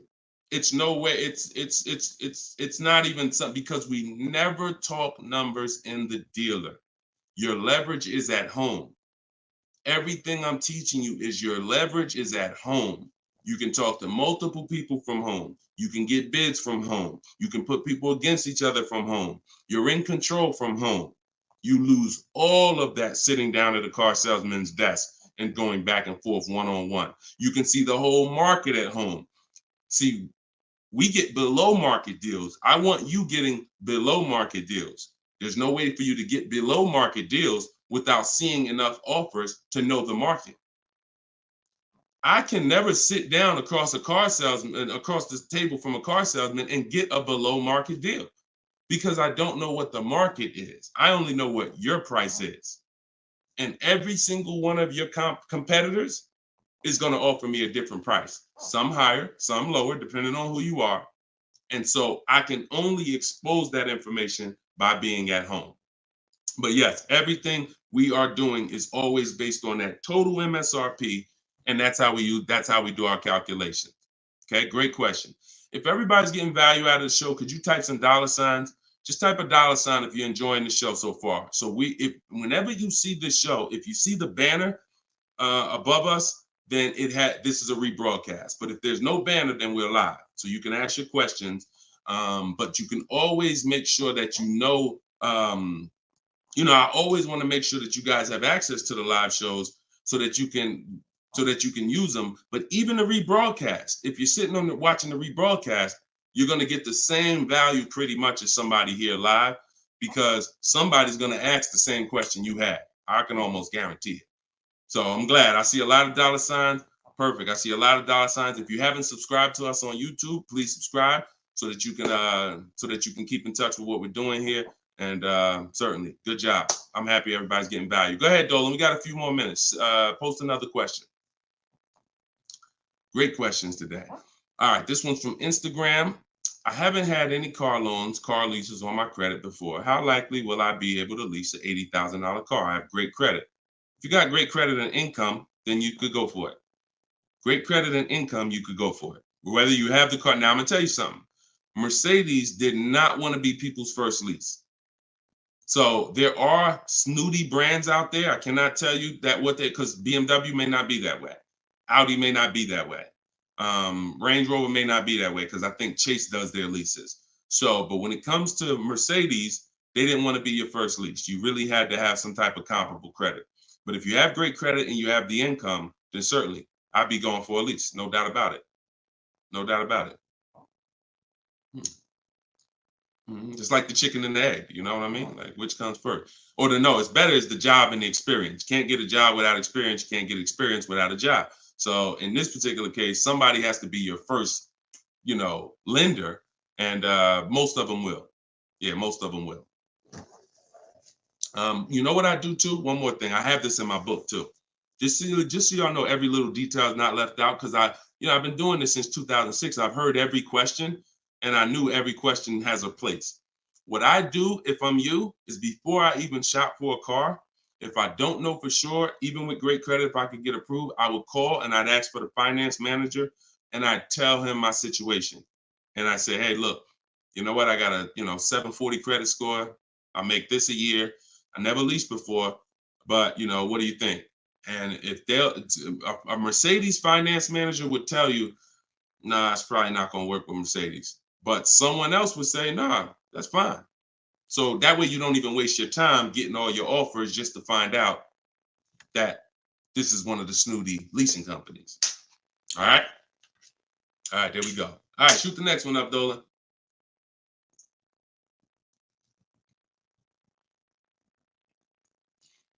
Jason Hughes from IG. 12 to 15K in equity. Great job. Okay. I mean, it's nothing you did, but if you got the equity assessment and you got bids, great job. Now, wait a minute. It doesn't sound like you got bids. And I'm going to tell you why. Because it wouldn't be an equity range.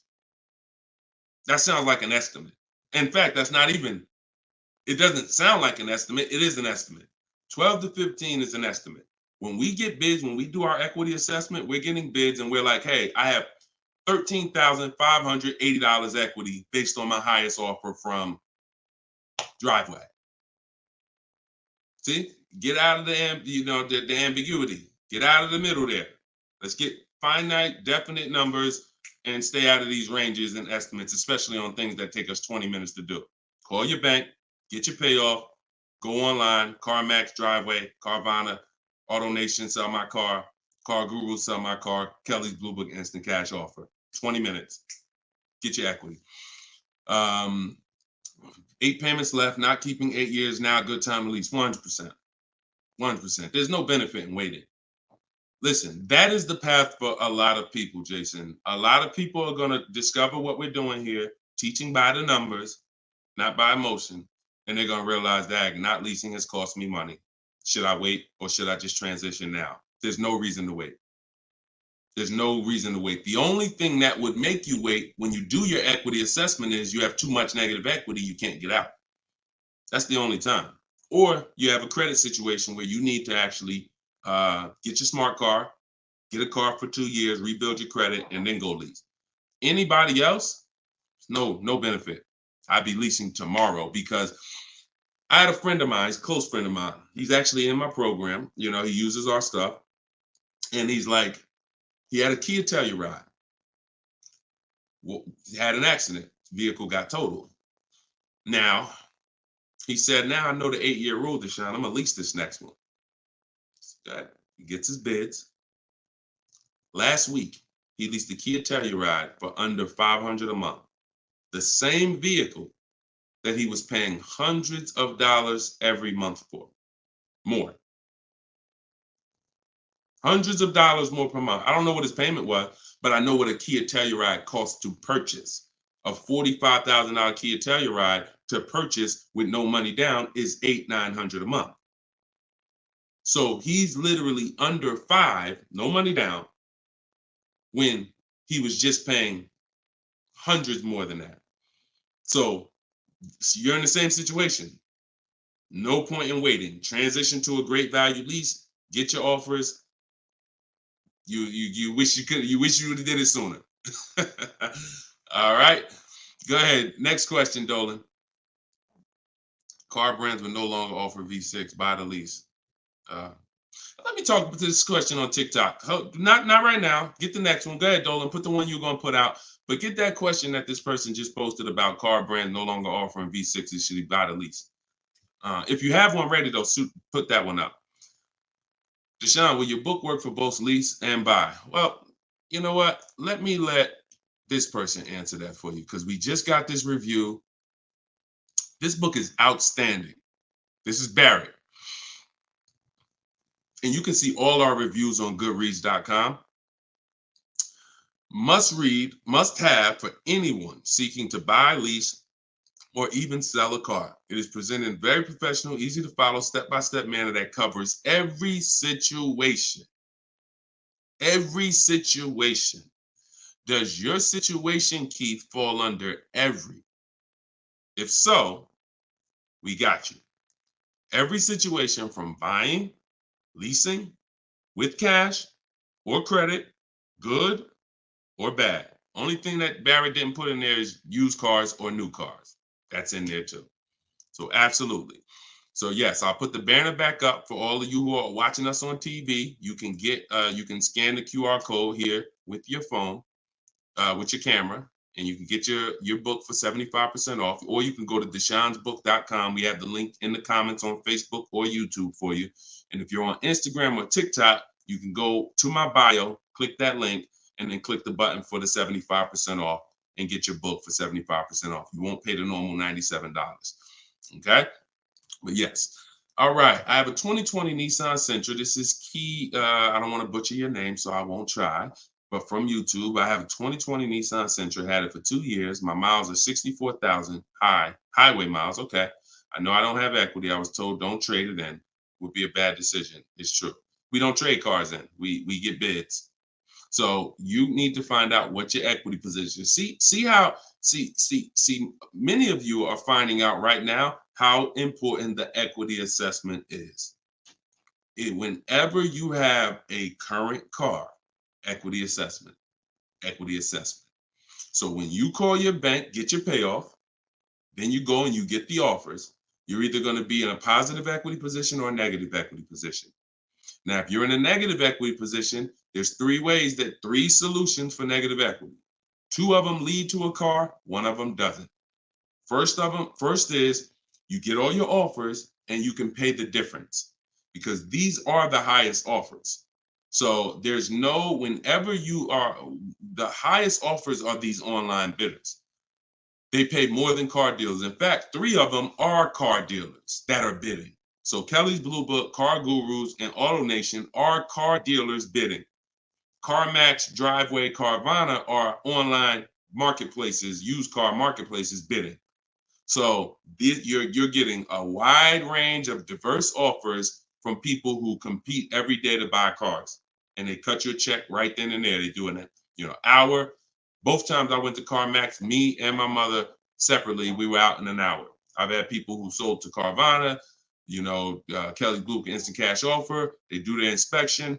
And then they bring you a check. So if you can pay, let's say you said you don't have equity. So if that's the case, then you may have negative equity, which means you might owe 30 and your highest offer is 28. Then I would come up with the 2,000 and I would pay the difference all day long because I'm still winning through a bid. My car's value is maximized through a bid. And if I don't get bids, I'm not maximizing my car's value. So now, second, when we can't pay the difference, then that means we must trade. This is the only scenario where we trade because you need now one part of the bidding strategy you can't do. So you're going to do the other part of the bidding strategy, which is now think about what car you want. Okay, I want a Toyota Camry. Now I'm going to get my bids. I'm going to get the lowest bid, the dealer that's going to sell me the car for the lowest amount, and then I'm going to purchase from them.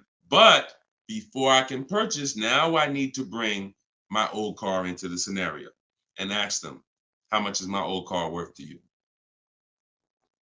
Now that's the winning dealer.